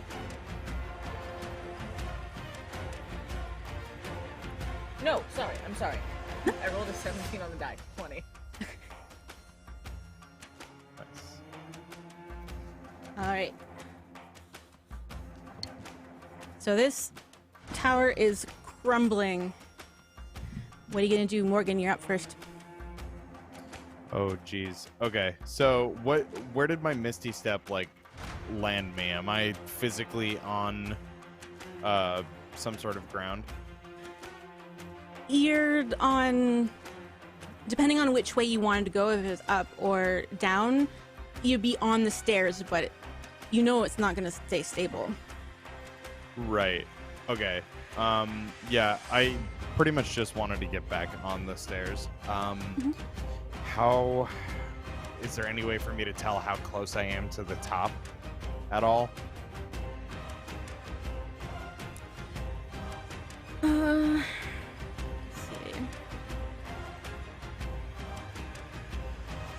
see. It's still significant up there. You can tell regular walking is not gonna get you there. Oh, yeah, it's difficult terrain, isn't it? Okay. Yeah, then I suppose I'm going to start to... making sure that Chasu is okay, first, and if they're, are they safe? Well, on solid ground. They would have been near you with Misty Step. Okay.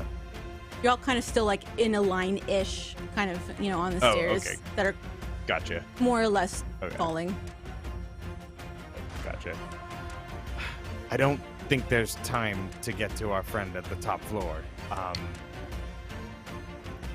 Shall we evacuate?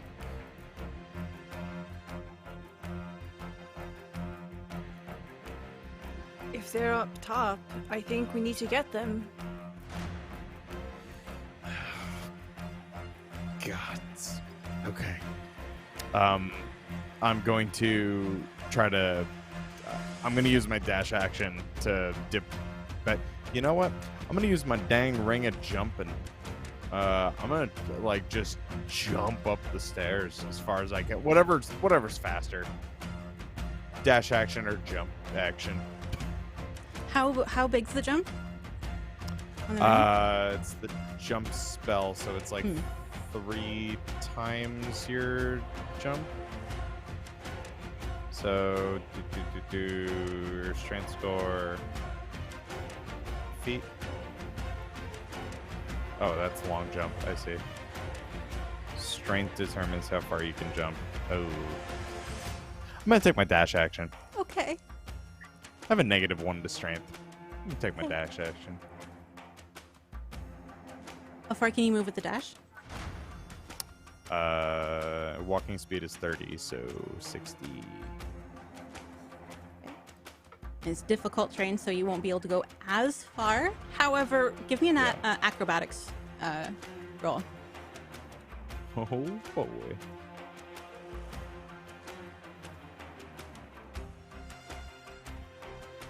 $13. You're able to get a little bit farther, despite the difficult terrain, but you can't go your full distance.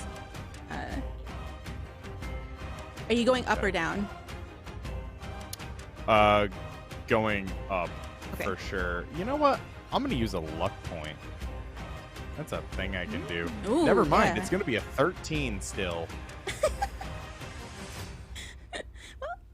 But That's why kudos it's for luck. me for remembering I had those. All right, so Yeah, you're up I'm there just a trying to little make bit it up. ways. Yeah. Okay, so next Yeah. up is Jasu and Petra. You're both with a 20. You can go in either which order you want between you. You can go first. Okay. Okay, so from where we started, how far off the ground were we roughly? Somewhere between 60 and 100 feet. Okay. And the stairs beneath, like everything beneath us, is it gone or is it just crumbled and difficult to It's crumbling. Like it's actively coming apart. Okay.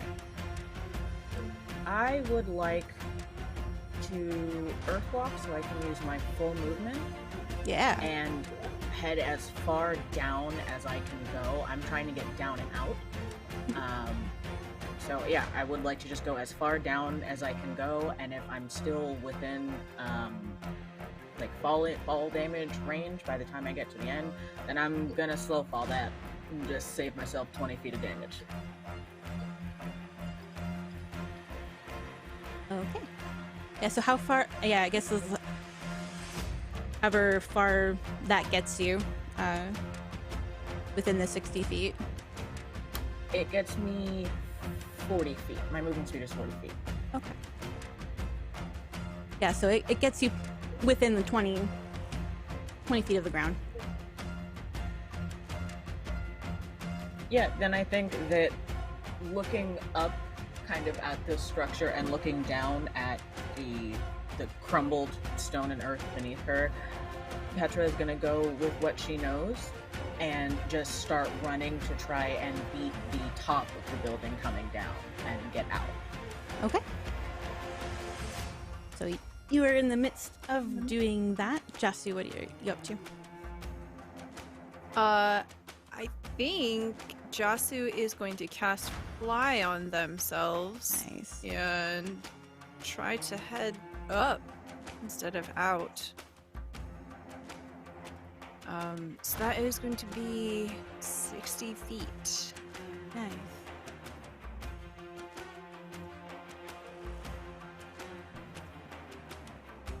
Are you heading up or down? I'm heading up. Okay. Yeah, I would say you can get... You're close at the end of, like, this round. Next round, you feel like you can get to him. Okay. Then... Amal. What are you gonna do? Can I see... I assume I see Jasu and Morgan. Also, Lishka, you also go... You can go whichever order. It's fine. Oh, okay. Perfect. Team Sibling, go! So, Team Sibling is also like 60 feet from the top? It's 60 feet from the bottom and a little bit more to the top. Okay. I think Up or down, I Amal can would- get us to the top if you want. I don't know what we should do. I think the person that we're after is up top. We should probably go up there and at least grab them. Help out Justin Okay. and Morgan. Okay. Then get ready to fly.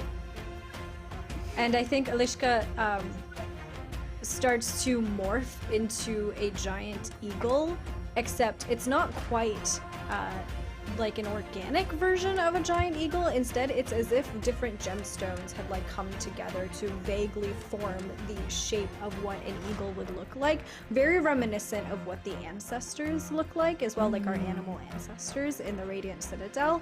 And as they transform into these, I think they're all like agate gemstones specifically that are creating this eagle, and as they do so, they grab a maul with their talons and they fly up. And I have a fly speed of 80 feet. Okay. Yeah, you're definitely close.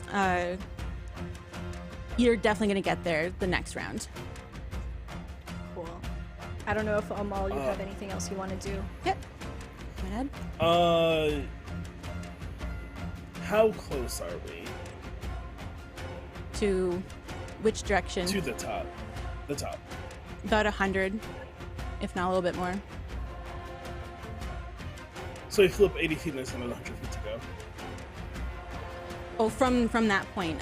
From Yes. the flight, you've got about like 20, 25-ish, maybe 30. Can I swing from these talons and try and jump up to the top? Yeah, Hell yeah. go for it. I will do that. Athletics check? Yeah.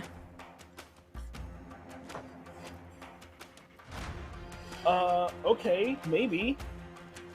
21? Yeah. It's So it definitely, it's like the gymnastic pull-up bars, like I swing on the talons and I woof, and I like grab onto whatever ledge it is and climb onto the top. Do I have movement still? I would say that takes pretty much all of. You're able to get to the ledge and like stand up, but like that's as far as you get. You do see Tenali, who's the dwarf, and he's kind of like frozen in a way, like not sure what to do as he like clings to the outer railing of the stone building. I'll just reach out. Let's go. It's time to go. Yeah. Okay. And then it's top of the round. Oh shit! More building stuff. So everyone make dexterity checks for me. Is this a save or Yes. straight dex? You need to save.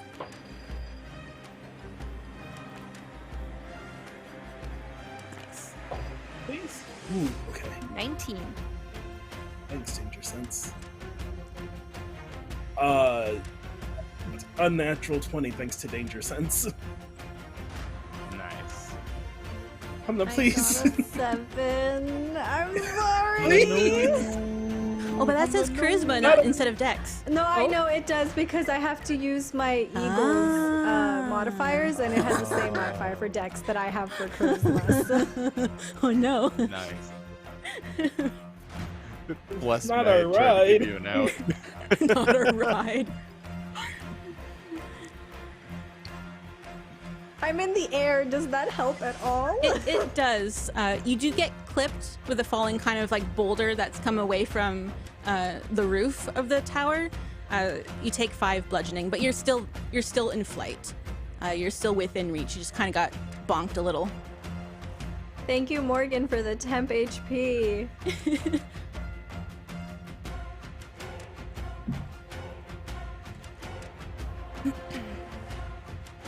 All right, Morgan's first up.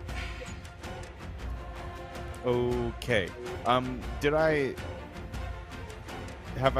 I see that Amal has reached Tenali at this point? Okay, cool. Yeah. At that point, I'm pretty much just gonna turn on a heel and go the other way. Okay. Yeah. All right, everybody's good? Great. Let's get the hell out of here. Just zip on out. Nothing fancy, just a dash. So you had gone. So you pretty much like make back what you just went up. Yeah, I pretty much undid my last turn.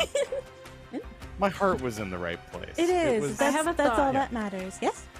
Is there a way to potentially shore up the building? Like, do you have a way to maybe help keep the building up?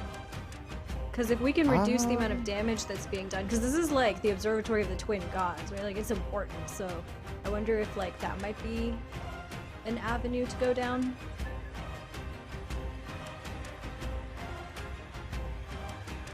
Nothing that's not like illusory. I don't have anything like physically affecting. Like all of my magic is like illusions and stuff. Yeah.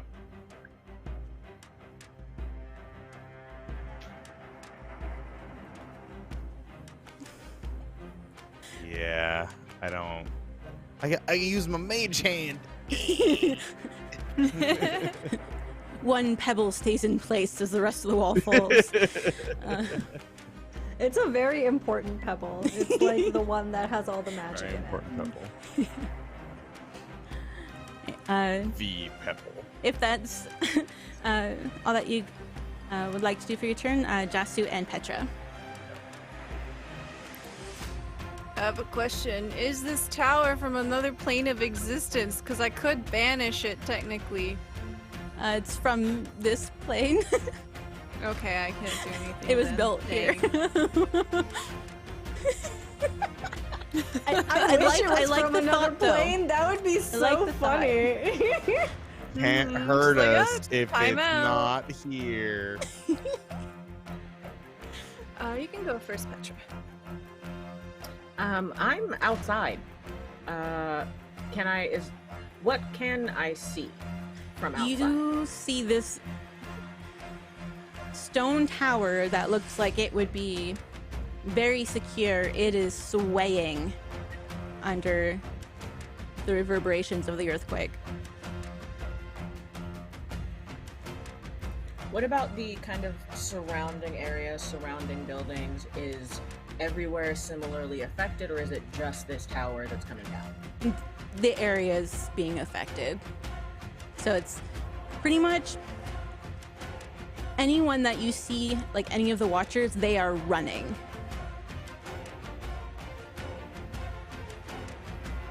Okay.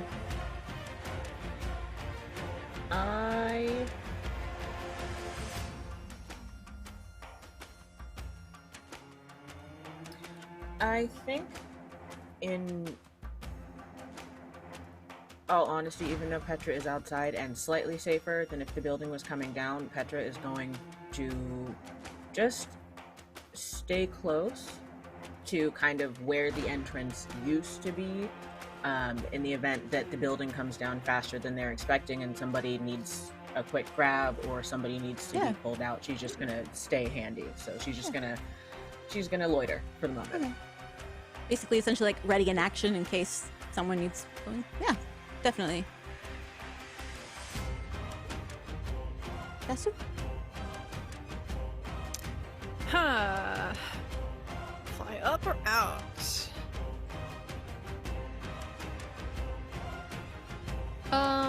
Okay. I don't think I can just like hover in the sky with fly if the tower falls. So Jasu just turns around and tries to fly out. If it looks like there's like a break between the wall, they'll try to take a more direct route rather than just literally going back the way they came. I think at this point it would be. You would see that it's safer to fly up and out than try and go back down anywhere. Okay, then they'll do exactly that. They just whoosh through the air. Oh, I like to imagine that when they're flying, it looks like that they are wearing a cloak of ghosts, and that's how they're flying. Nice. Next up we have the siblings. Team sibling. All right. I'm gonna go grab this dwarf, Tanali. And I'm like, are you afraid of heights? Not generally, but I am afraid of falling with this tower. What about birds? Birds are yep, birds, whatever. Yep. Okay. Oh, you can like come to us. Yeah, you're within, you're not too far from him. I hand him over to my sibling that is a giant eagle. Yes, I will take. Here is one stocky dwarf. Am I able to carry multiple people or just? I was gonna ask you, can you carry us both? That would probably. What's your? This is As a giant eagle, 16 plus 3. Okay. You're gonna probably descend at a quicker rate. but you'll have a hold of them. That's Just say you're okay. falling with style. That's Just say okay. falling. You know, we get down there faster. Maybe we grab Morgan on the way. It's like, yeah, it's controlled falling, but you have every.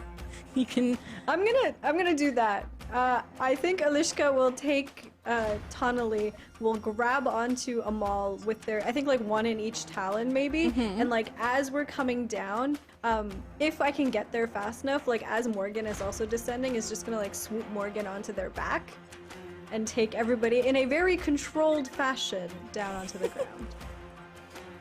Very Toy Story 1 of us.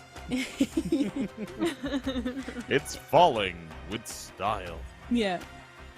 Yeah, I imagine like pretty much you do kind of get really close to the bottom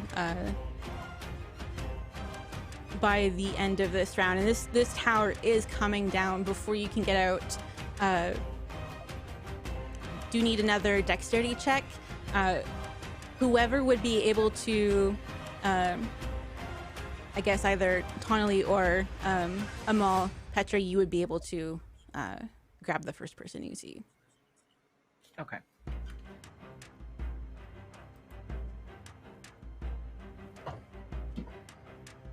Man, these dice really hate me. Get Got new an 8. dice.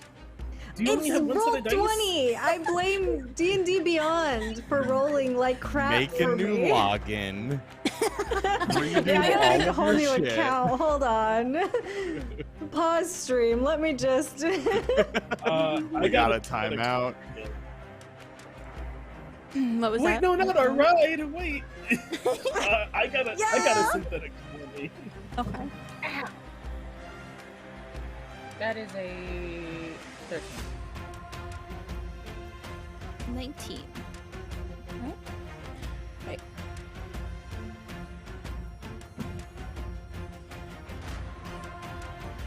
All right. So, Petra, you do get clipped by some of the boulders as you grab. I'm gonna, say it's Tonally. You're able to grab him, but you do get clipped a little bit as you're able to clear him from the falling debris. Take 7 points of bludgeoning.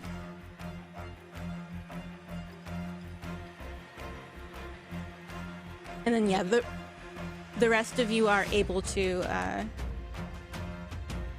clear the debris as this tower does fully come down. Oh, yo, even me with an 8? Oh, yeah. Hey, I forgot excuse about you. your 8. What? You're on a ride. Oh. Oh no, I accidentally did the thing where I was like, teacher, no homework? We had homework last night. I don't think you're needed. All right, you are able to get out, but you do take 17 points of bludgeoning damage. As you do As a take the brunt reminder- of this as you get them out. As a reminder, I was going to remind Hamna, your temp HP is for your body, not your eagle body. Right now you have eagle body HP. Yeah, Oh, you yo, do. thank you for that So reminder. it doesn't hurt you, it hurts the eagle form. Mhm. But I don't know Yeah, how that many comes HP first, yeah. Thank you. I That's just the realized best you're like kind temp of homework HP. reminder. It's like, but Never wait. leave home without your rules, advocate. Druids get that sweet, sweet wild shape overshield.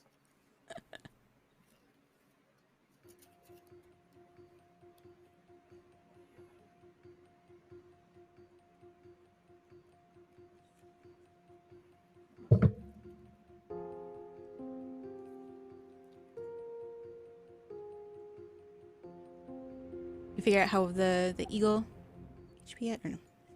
Yeah, I'm at 9 HP with the eagle, Okay. so I'm still an eagle. Hell yeah. Right. As the dust rises from the ruins of the Twin Gods Observatory, the earthquake ceases. Luckily, all of the Watchers have survived, and with your help, Tonally as well.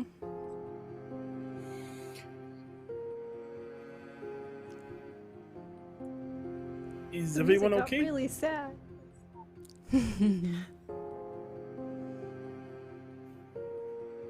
Yeah, all the watchers are kind of like coming back as they kind of just stand around looking at the end of this tower. There was a lot of history written on the walls of this place. I am very sorry for your loss. Yeah, this is definitely how we used to predict the eruptions, but something that will be difficult to rebuild.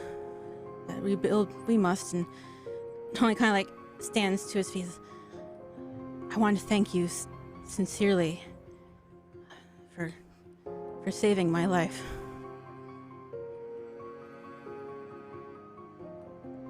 Oh, it was a group effort. Much appreciated that you're here in time. Is there anything I can do to repay you?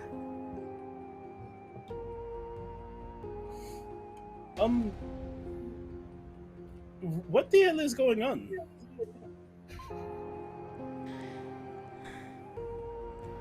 I'm still trying to figure that out, but I at least pinpointed that they're the strongest ones are near the volcano of Jade Mount.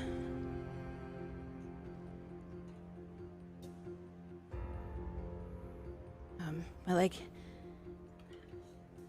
I wish that the carvings hadn't crumbled. I feel like I was onto something, but Well, perhaps I can help with that. I rolled a natural 20 when I looked at the wall carving. So perhaps I can try to, while it's still fresh in my mind, write it down for you.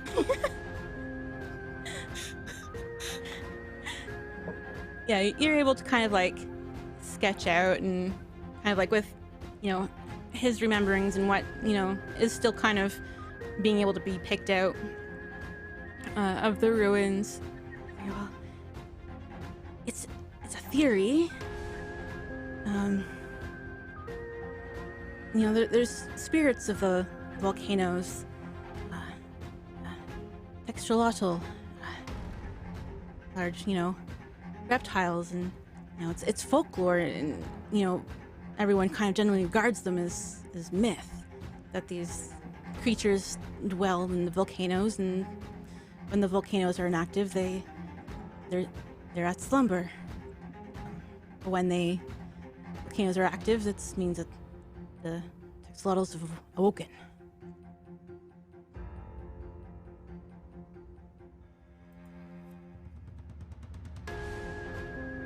Do you know more about these creatures? Temperament? Story?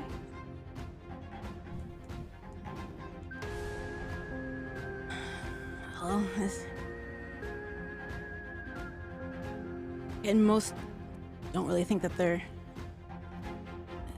real to have it as a sound theory, but it's the only thing I can at least draw some sort of conclusion to. But maybe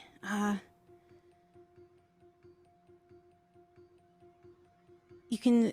I don't know if they can be reasoned with or offered offerings, or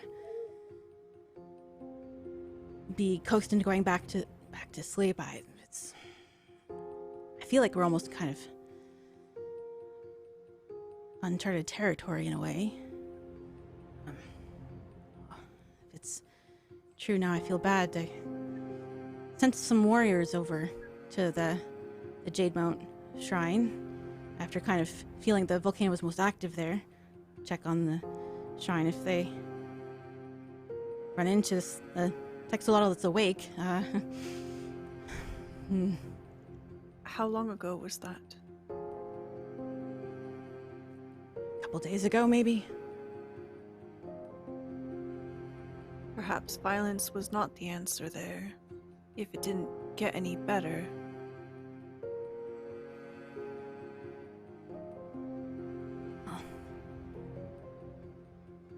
the only way is really to check. It's the shrine at Jadebound is the gate of illumination. I didn't realize the danger, and I feel guilty, and I would, regardless of the danger, to at least make sure that they're okay.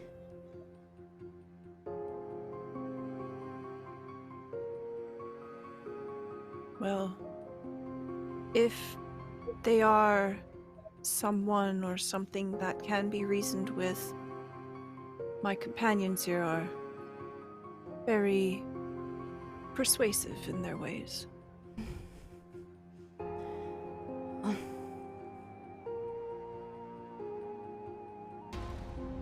It's worth a try. I think anything at this point, if anything's worth a shot, then all of the Texel waking up and all of the volcanoes erupting.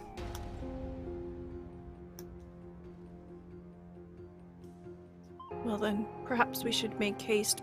Before we go, are you thirsty? Do you need any water? Oh, thank you. You're welcome. More barley tea. Get a surprise, like, oh. I made it myself. Oh, You're welcome. thank you. It's a family recipe, or? Yes, passed down for generations from my great-great-great-great-great-great-great-great-grandmother. Oh. Many thanks to your great-great-great-great-great-great-grandmother. And then Chazu will basically relay everything to the party and be like, perhaps we must seek out the gate then. Sounds good. Yes, and if I just Alicia cannot speak to them, I'd like to know what can. right. That's more or less where I was going. If violence isn't the answer, as you say, and resolution isn't the answer, what is? Alishka, I think at this point, has turned back into their humanoid self, sunglasses and all, and is like nodding kind of solemnly at everyone's words. If it is a elemental creature, then perhaps there's a way. I have ways to summon other elementals and might be able to use that as a sort of diplomatic connection between the two. Do we know What what if tongue they someone's speak? doing it on purpose? Sorry? What if someone's doing it on purpose?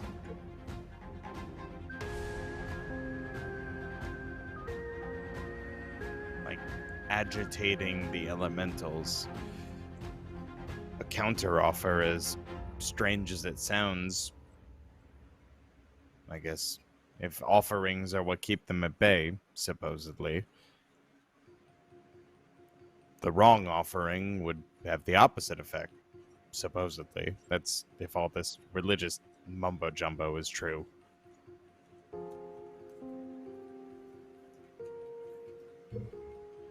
Petra, you were going to say something. I'm just wondering, do we know what tongue an elemental would speak? I don't. I mean, I do. Would it, Austin. Like I do, but like I can't trust enough. There's no way this Thembo hottie over here knows anything. Dungeon Meister, can we roll for it? Sure. Sake of time and me trying to find something digitally on the screen. Player non-meta knowledge. They would speak Ignan. I speak primordial. That's yeah, that primordial means you was speak gonna be all my of its guess. sub like Ignan's one of them. It's like Ignan, Yeah, the Ogwyn, fire Air. one, I think. Yeah. Hmm. Well, if nothing else, and you see Jasu kind of touch the brim of their hat, they say, It's fucking cool. I can comprehend languages if it decides to monologue at us. I can't speak back, but I can understand what it's saying. If it has a dope villain monologue, don't worry, you will not be lost on us, DM.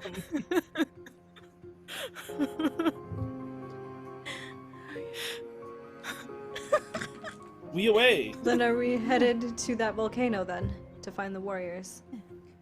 Pauline steps up, who had run away from the falling debris. Is present as, I would like to join you. Anything I could do to help. If you don't mind a little company. Are you sure that you want to join us? I'm sure it'll be just as dangerous, if not more, than this falling tower. And I don't mean this the wrong way, but you didn't exactly seem so keen on staying for that. Well, I didn't really have a way to stop the falling rocks, but, you know, I didn't want to say I gave up halfway.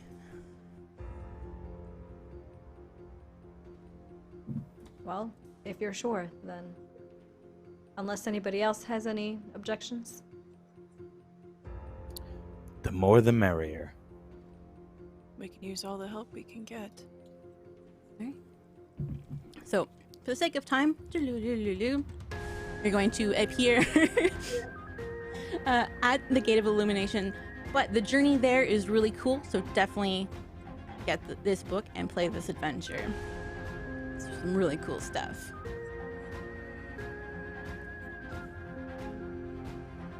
Okay. So, the Gate of Illumination is a centuries-old shrine consecrated to the gods of nature, fire, and renewal. It's cut into the slope of the Jade Mount volcano and tunnels to the lake of magma within the caldera. The slopes of the Jade Mount are steep and treacherous to climb, making the passage to the shrine the most direct route to the volcano's interior. Traditionally, offerings of flowers, fruit, and crafts are brought here and to similar shrines to thank the gods for their bounty, as the volcanic pools are viewed as passages to the gods' realm. So you're able to follow a well-traveled, and the path ends with images of divine figures and gigantic lizards amid cracking mountains, clouds, and geometric flourishes. A crimson light emanates from within this entrance to the cavern, and the smell of sulfur is thick in the air.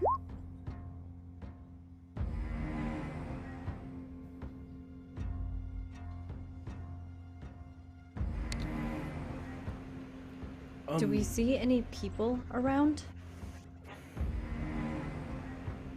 Area's pretty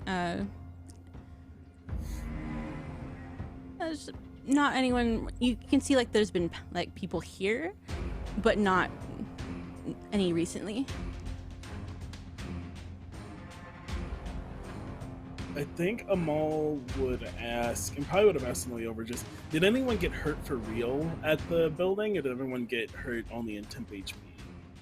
If at all. Okay. That'd be her only thing she'd check in on. So... This feels... ominous, right? Certainly doesn't feel good. Petra, Jasu, you gained some sort of knowledge regarding this creature that we're looking for, correct? Very little. You do notice the carvings that are kind of like around the entrance. There's a similar reptilian spirit erupting from a volcano. Behold, the walls. They speak. Let's see what they say.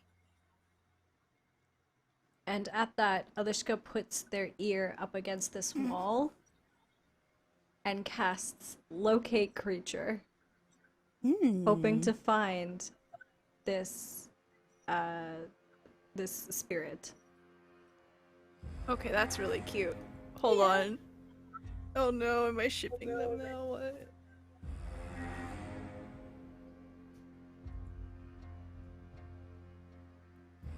Sorry, spell that your... Oh, there it is.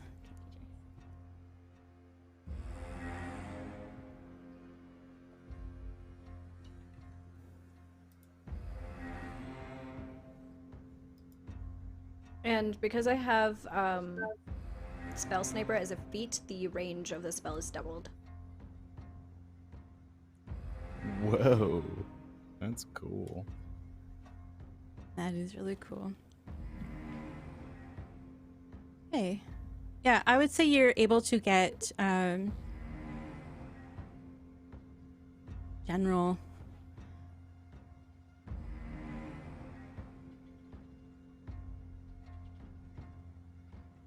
They are roughly 200 feet away inside the cavern.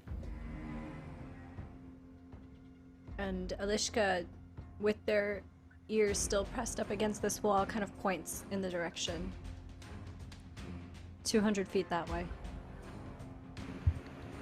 As soon as you say that, I cast Thaumaturgy, and I choose to make a sound from a point of my choosing, and I just make the wall right next to your ear say, "Thank you." You don't have to be so loud, Morgan. Just making sure you could hear over all the commotion. I know violence may not be the answer, but we don't know what this thing will do, so I would like to go first. I also Take Petra vote with that you you. go first. Since Petra's the only one that can potentially speak to it, take Petra with you.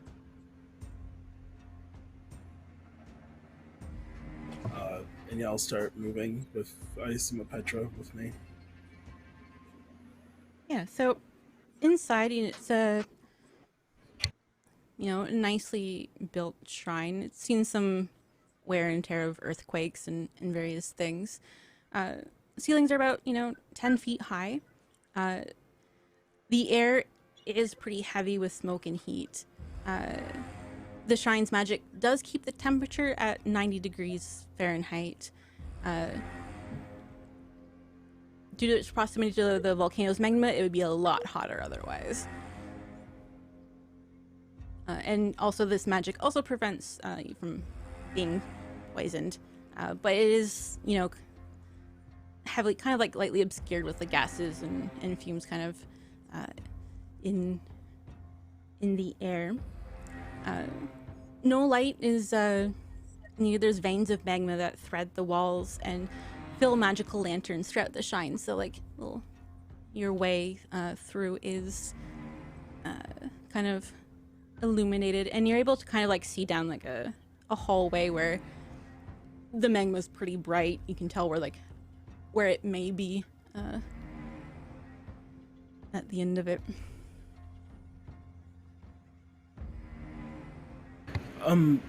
Petra, Yes? when you hang out with Joss, what do they like to talk about?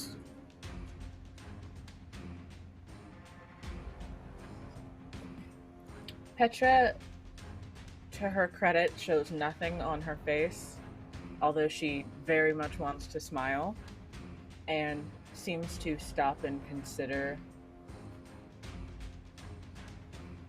Chasu likes to discuss their work. They like to discuss their home, their culture, their ways. They are interested in the how and the why of things. Also, What they are makes very the world smart. work. Okay. Do they like to explain it? Because I don't know any of that stuff. I think that to a willing captive audience, certainly. Anytime that I have had a question for Chasu, they have endeavor to answer it to the best of their ability. Okay. Also, why I wanted to, the first time we fought together, I was reckless, and I wanted to say, I am sorry. And she's like looking at the ground. Petra reaches over with her gloved hand and just places it on Amal's shoulder, so it reaches very, very far up, I imagine, to place it on Amal's shoulder and says, "Is that what has been bothering you all this time?" Yes, I really like to fight, and sometimes that gets the best of me.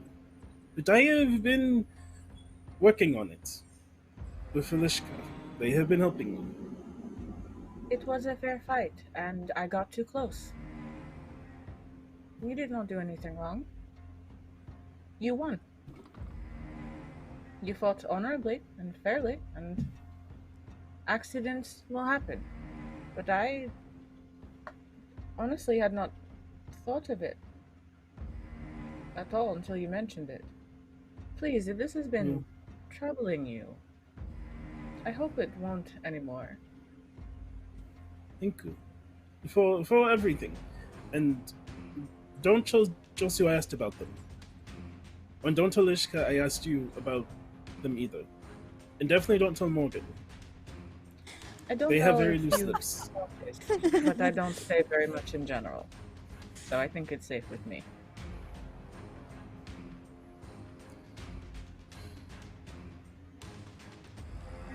Should we go find this big lizard? Yes. Yes, that's what we are here to do, yes. Yeah. Besides, the sooner we find it, if violence does end up being the answer, then who is better equipped to handle it and to be the knowledgeable one on the subject than you? Now looks very proud. It's fucking good.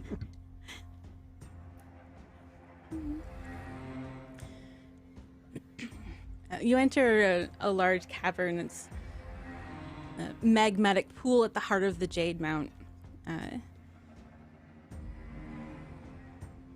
Insofar as just kind of like a bubbling pool. And you notice 4 individuals chained to the side of the wall.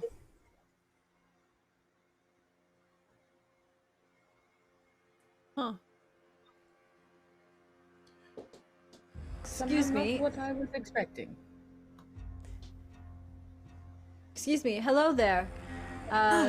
Yes. Who trapped you here? The Texalotl. Oh. Where is it right now? It kind of just like lava. And I think Alicia kind of gestures to everybody to like be quiet. And they start to walk as quietly as possible over to these people. And if I can make it to them without stirring anything, is gonna start trying to pick the locks. Because I'm proficient with thieves' tools for some reason. Give me a stealth roll if you're trying to be quiet on your way over there. I really need for this to roll better. 15. Yeah, there you go. Not so bad. Not so bad. Yeah, you make it a way over there. Yes? Oh, Austin, did you want to do something? I'm just gonna go up to the lava pool and stare in it. As you walk up to the lava pool, thieves' tools, you know right away, aren't going to work because these manacles are melted, closed. Whole thing is fire. Huh. This room is lava. Huh. Well, ain't that something? The floor is lava. The everything is lava. Is it possible to melt them off without hurting the people?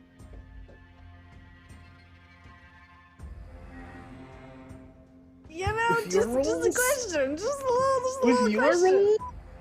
I don't know about with your rolls. They did melt them closed. I imagine you could melt them further. But without hurting people? Probably not. I think once Jazu sees Alishka going towards the manacles, they're also gonna sneak after Alishka to try to talk to them quietly. And when they come up to you, they're going to say, I think perhaps we should gather more information before we get directly involved. Excuse me, why are you chained to the wall? It didn't seem to understand us, but seemed curious about us. So I guess we weren't dinner. Well, I hardly think that it matters why people are chained to the wall. People don't belong in shackles, Chasu. It is true, but we don't have a full awareness of what happened here. We do want to get everyone out of here, but the aggressor is not visible. And Alishka will point back into the lava where Amal is staring right into as you point over, Amal kind of gets to the edge, and a very large reptilian fiery magma creature, the texolotl, emerges and speaks in a very demanding tone. I touched my hat. I touched my hat. I touched my hat. I have a helm of comprehending languages. For those who can understand Ignan, it is demanding you all leave. It wants us to leave. I would imagine so. There are quite a few Right. people in its home now. Amen. But, Petra, can you tell it we wanted to stop blowing up the island? Maybe I will lead into that. And she'll kind of crane her neck and not get any closer, but not make any move to leave, and say in what sounds like it has a strange resonance to it when she speaks. Something that feels almost gravitational, something that's kind of inherent. And all she says is, "What is your name?" Kind of tilts his head, curious that, communicate. I am Isel. Marcel. I apologize for the intrusion. The people, the mortals who live here are quite concerned, and we were coming to investigate to make sure that nothing was wrong. If I may ask, are you well? It appears that there is increased activity here, and if there is something wrong, if something ails you, perhaps we could help. I woke up a few months ago.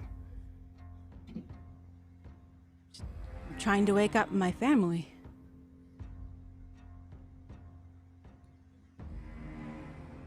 I see. When you went to sleep, were you very deep in the earth?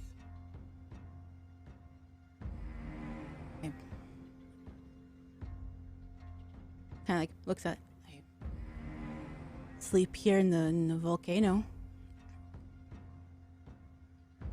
Is your family here as well, or are they in another volcano? They are all the ones like me in all the volcanoes. I have gotten these salamanders to make offerings on my behalf to make them wake up. Have they? They're starting to. Their offerings have not been big enough yet.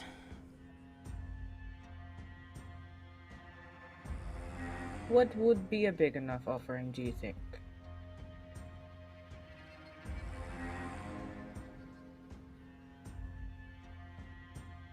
I don't know. I just want to wake them up and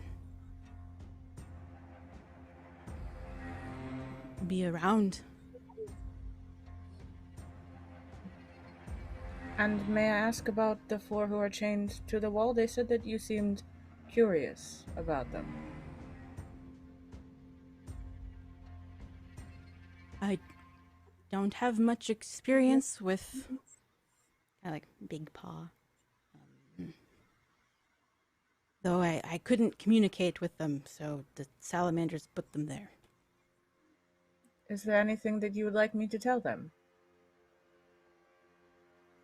Like what? I don't know, whatever you were trying to communicate in the first place. Well, I did ask them to leave first. Now they're just kind of there. They're not much for conversation if they can't communicate with them. Well, if they can't communicate, then perhaps they didn't know that you wanted them to leave. And while there was an intrusion to enter in the first place, perhaps they should be given a chance to respect your domicile and leave.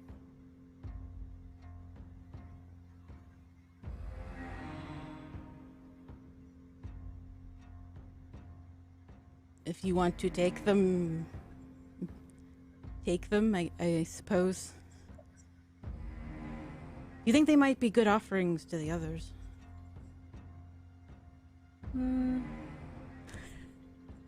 I don't think so. I think they have already become quite resigned to being chained to the wall. So, perhaps something with a little more fight. I understand.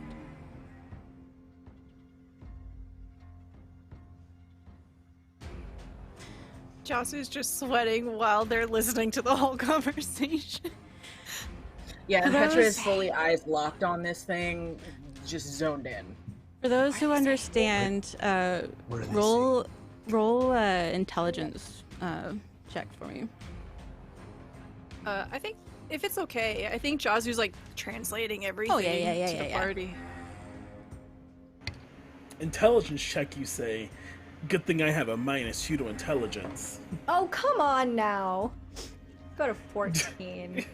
I got a natural 20. 1, -2 for -1. Excellent. Hey! -1? Oh my god. 13. I love this fully, for you. fully over my head for any concern that I know we Had definitely empty should have. large sword. We were told what would happen. Yeah, Jasper, I think you're like in the just means of like transcribing, translating. Morgan, you definitely put 2 and 2 together. If he's planning to wake up his family, that means all of the volcanoes will erupt.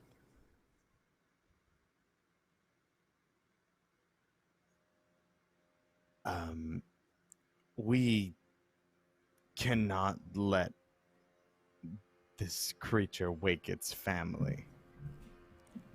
If this is its volcano, and their family resides in this plane as well, it stands to reason that the other volcanoes will it'll be complete cataclysm. It'll be what those ash watchers fantasize about all day. What if we suggested that they wake up their family members one by one? That way only one volcano erupts at a time and it's less catastrophic? Containable, at least. I mean, you're talking Petra about the turns- patience of a godlike creature. Sorry, go ahead. Petra turns back to the axolotl and says, "Why did you go to sleep? Is it part of your natural life cycle, or did something send you back underground?"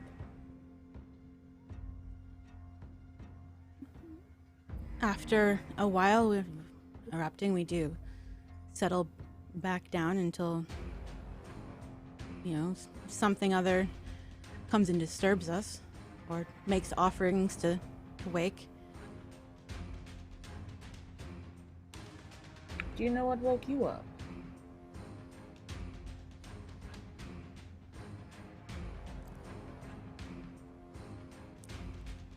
I do not.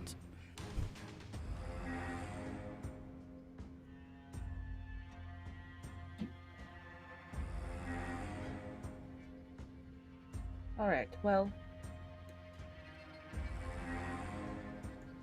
give us a moment just to make sure that our friends understand, if that's all right.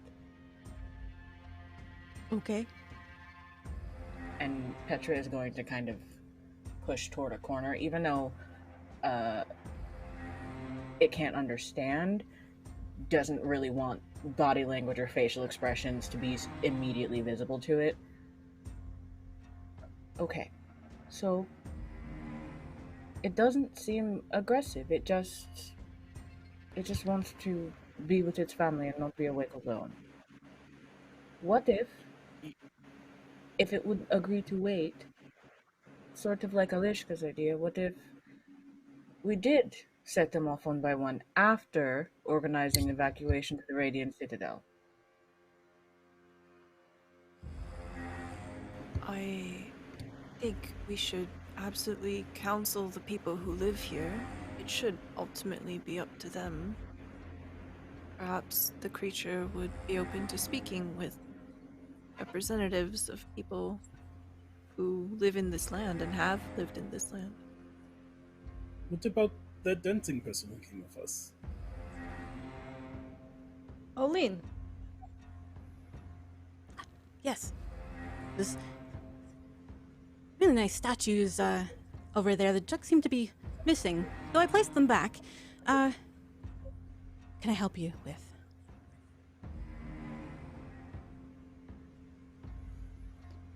Are you, Well? like, in charge somewhere around here? In what way? I like to think I have a commanding presence. This thing wants to set up all the volcanoes so it can see its siblings, and we need to counsel the people. That's as much as I could follow. You got it. You got most of it. I can... I can probably communicate with them. So I can stay behind, keep them company.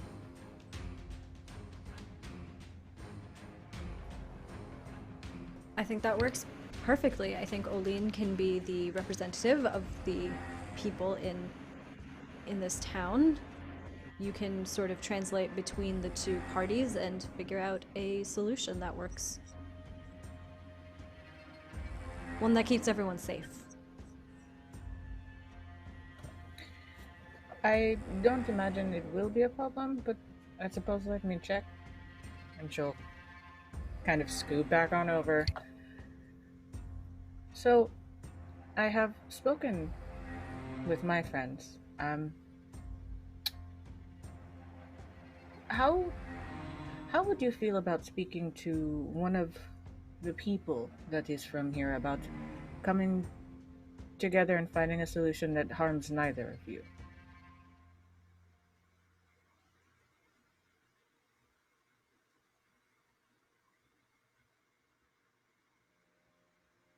I would not mind the conversation. Okay, then we'll bring our friend over and we'll have a conversation and we'll see where we are at the end of it. And we'll kind of gesture to everyone else to come on over.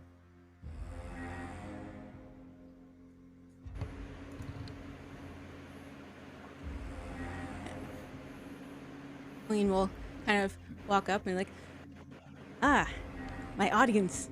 Excellent. Never performed for a creature of folklore. Exciting. think of this less as a performance and more of a negotiation. Well, Oline will talk and converse with Isel. Part of that conversation with Oline, I'm going to need a persuasion check. The information you're providing, Oline.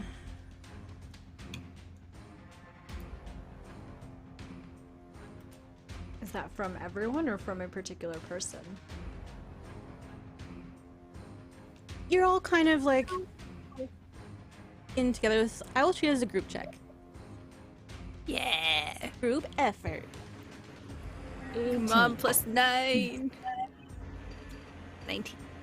I'm Wow, burning Morgan. these virtual dice. I have plus 10. Just leave them in the magma. I got an 8. I expert.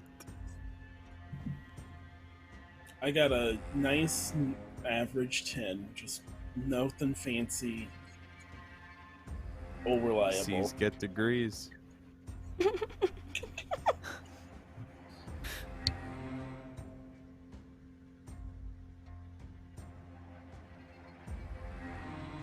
Did I miss Petra's persuasion? Are you rolling for? I got an 18. Okay, I missed that in my ears. Yeah, together, even though with the 8 and the 10, with the other rolls, yeah, Oline manages to at least convince Isel that Oline will stay behind and keep them company until the humans, mortal beings, figure out some sort of solution to.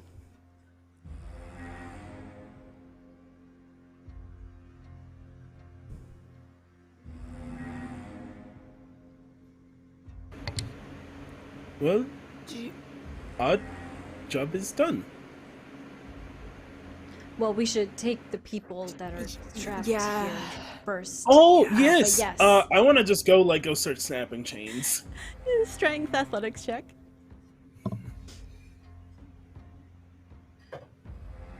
Natural 20, 27 just walks over, back up, just, yeah. Yeah, no problem.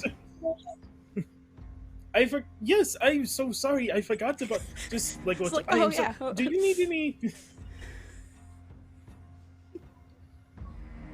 You're able to help the 4 out of those manacles, no problem. Escort them out.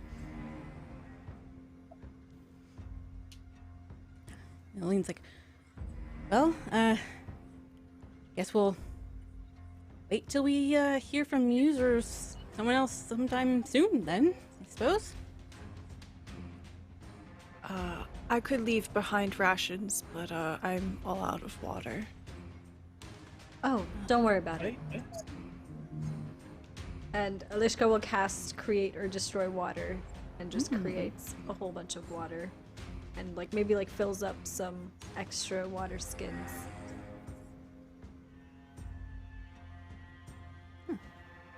Thank you. It's been a lovely journey. Exciting end. How we become friends.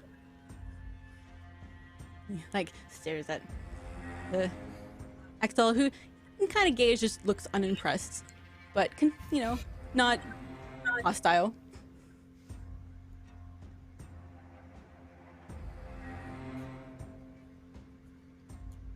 Okay, then, gang. Well, good luck. I think we should Bye. head out. Peace. It's a little awkward. You're just kind of like, yeah.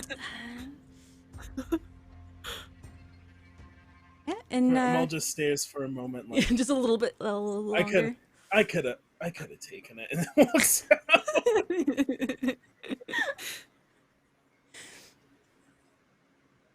You make your While way we're- back to the right peoples. While we're walking out as well, I think Alishka makes a particular point to try, because normally Alishka and Amal kind of walk, I think, together, next to each other, but I think Alishka makes a point to kind of Just accidentally happened to nudge Jasu over next to Amal. Hold on, let me roll a perception check. 14. Okay, they totally notice this. They look down at you.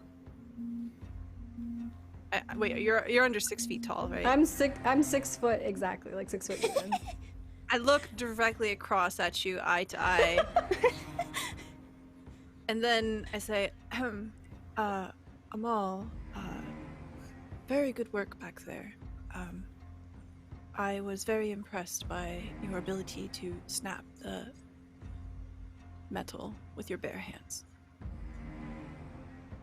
Yes. Thank you. Yes. You're welcome. I like your hat.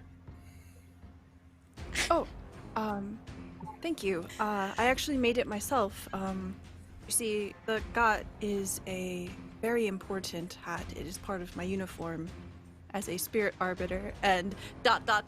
just continues explain, just unprompted. Our camera More dumb. fades as this conversation happens. And folks, for now, that is the end of our adventure.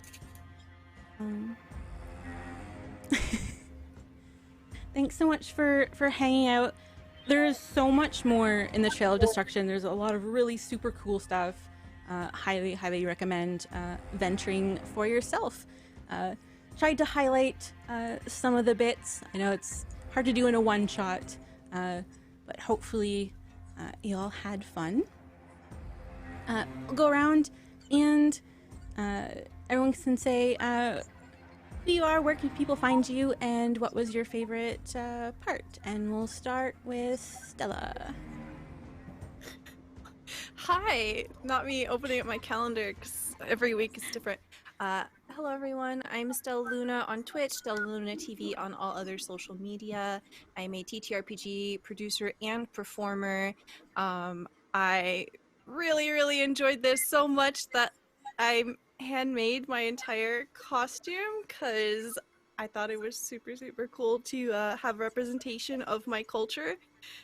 And it was really cool that it didn't feel weird to wear this, because I'll be honest, if someone was like, hey, do you want to wear this for a D&D game? I would be like, I don't know, probably not. But knowing that it was in the book, it was printed, it exists, and there was a space specifically for it, like, I was in tears reading it. It was very sweet and wonderful. Thank you so much, everyone, for allowing me to just embrace this. For what I've got going on, I have a one-shot over at my channel, twitch.tv/StellaLuna, tonight, midnight, well, Friday night, of Navathem's End. Navathem's End is a super awesome game written by 2 Filipino writers, and it's basically a mashup of Blades in the Dark and Powered by the Apocalypse. Yeah. I'll also be on Lady Mae's channel this Saturday at 9 p.m. Eastern Time for the premiere of Sovereign, which is our Arthurian Legends D&D game. It's the very first episode. And on Monday, 4 p.m. Eastern, I'm going to be premiering in a new game of Table Story called 100 Club. I'm very excited to show you all of that. Yeah. And thank you for having me. It's gonna be so exciting. Next up, we have DK. Hi, I'm DK, and hopefully all of this comes off before I have to go to work tonight. You can find me here during the week. You can find me here on Monday, or well, you can find me with May on Monday on the Lady Mae's channel in the Many Hearts Project, which is a Doctor Who campaign that we are having a lot of fun in. We just went to B-dubs in the 80s, and that was great. Honestly, can't recommend it highly enough. Tuesday, I will be over at TTRPG with Guns, Bugs, and Steel, which is a Starship Troopers actual play. And on any Saturday, you can find me over on Exquisite Corpse Presents, running Saber for California Sister Cities, which is a non-magical homebrew D&D game that takes place in post-apocalyptic America. Or you can find me on Mondays also on that channel, running a game for newborn gods who are learning that maybe that is not as cool as it sounds. So that's where to find me. And my favorite part was, again, how cultural everything felt, especially once we kind of got into the actual adventure. It didn't feel like somebody just needed to construct a place for the adventure to take place. It felt like someone knew the history and they knew the culture and they knew kind of the archaeological background of the era and the culture that they were trying to emulate, and it felt so immersive and so fully suspended disbelief because you can tell that it was based in reality. And there's So, so I much love more that we couldn't cover too. Like that just adds to that. Yeah. Next up, we have Austin. Hey everybody, I'm Austin. You can find me over on Twitter at SillerScanAustin, at Siller, SCT Austin. I am a game designer, performer, player, and friend. I am many places. I am over, but the main place you can find me every Wednesday, my podcast, Secret Histories of Nerd Mysteries, Secret Histories of Nerd Mysteries, wherever you get podcasts. Me and my friend Brenda just really, more or less, shit post history at each other. That's kind of it. I think our most recent episode was... don't remember, but we've covered like Ninja Turtles, we've covered Chuck E. Cheese twice, Toys R Us, all kinds of stuff that you're like, I know about Toys R Us, but do you? Every Saturday, Transplaner RPG, Monday, Friends Who Roll Dice. Find me on Twitter, that's really the easiest place to figure out what I'm up to at any given time. Take it away. No, my favorite thing, don't take it away. I take it back. My favorite thing is the giant, I want to make friends with the giant friend at the end. I want to hug them. And that was entirely Amal's whole head. She's like, I could hug them. Fire doesn't hurt me. That's it. Yeah, just like the art of it is like, how could you not just want to hug it? Like, even though it, yeah, if you were fire resistance, yes, very huggable. Next up, we have Hamna. Yes, hi, hello. My name is Humna, and I use any and all pronouns, and I am a TTRPG performer.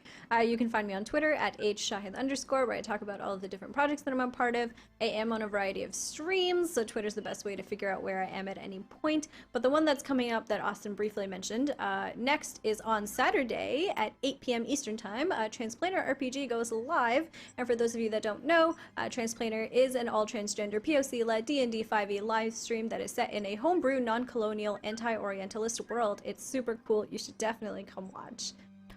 In terms of my favorite part, I really liked the sort of like actual physical geographical setting. Like, I loved that the lore of there being like a folklore story was like actually related to like what the area looked like geographically. I think that's always really cool to see in stories. I think it's a fun way of connecting the like what you're actually interacting with like sort of mythologies as well. And before I pass it over to Rob, I just want to say I would like to do Jay's outro for them since they're not here. So hello, my name is not Jay, but Jay exists. They're the artists who did our character art for us, and their favorite part was being a mossy rock. The one that you can see underneath Rob right now. That's Jade, our mossy rock. And now I'll pass it over to you, Rob. Hell yeah. That was the best part of the break screen was Rock just existing, doing their best. Bless that Rock. Jade the Rock, by the way, just to match with our Crystal Gems motif, because as Austin expertly pointed out in one of our calls, we are just basically the Crystal Gems. So anyway. Hi, hello, I am Rob, or bonus stage Rob, or bonus_stage_Rob. You can find me on various places at the internet as one or many of those screen names. I am a writer, producer, on-camera personality of TTRPG content here on twitch.tv. On Mondays, I am on twitch.tv/game nights for our Strixhaven D&D actual play, the Queer Chronicles of the Strixhaven Quartet. That's Mondays at 8 p.m. Eastern. I'm also there every other Saturday, not this Saturday, but the next one, for Saturday night's Pathfinders, which is a Pathfinder 2nd Edition actual play series, and you can find that at 5 p.m. Eastern. And those are like the two constants I've got going on, and then anything else that I'm in will always be shouted out on Twitter at @BonusStageRob. And my favorite part was easy playing with all of you. What specifically about the book? Okay, I guess that it exists. No, my favorite part was I'm so sorry. My favorite part was I really wanted, not Morgan because he could give a crap about it, but I wanted to spend so much time in the Twin Gods Observatory.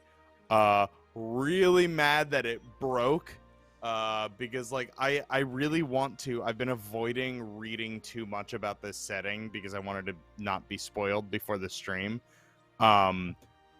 But I literally have my book waiting at my local game store, like, for me. And I'm going to pick it up tomorrow. And I'm just going to, like a kid in a candy store, go through this because I was so fascinated by just the little nuggets of their religion, their prophecy. It felt really bad to make a character that just shit on all of that because I, as an individual, thought it was really cool. And then I was like, yeah, I'll just take the piss out of it. But no, there's, I mean, just as May has said, the fact that we've only touched on like a really top level part of this adventure, and we're all this into it, really speaks to the quality of what's in this book. So I am super stoked to dive into it. And thank you, May, for having me and letting me experience it.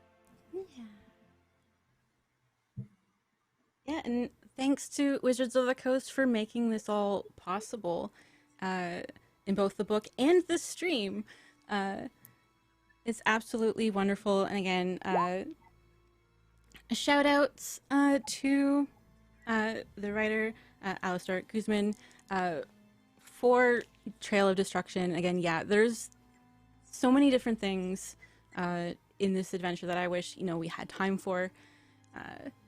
Especially an encounter that's between the observatory and Isel, but didn't have time for it, but maybe one day. Maybe one day.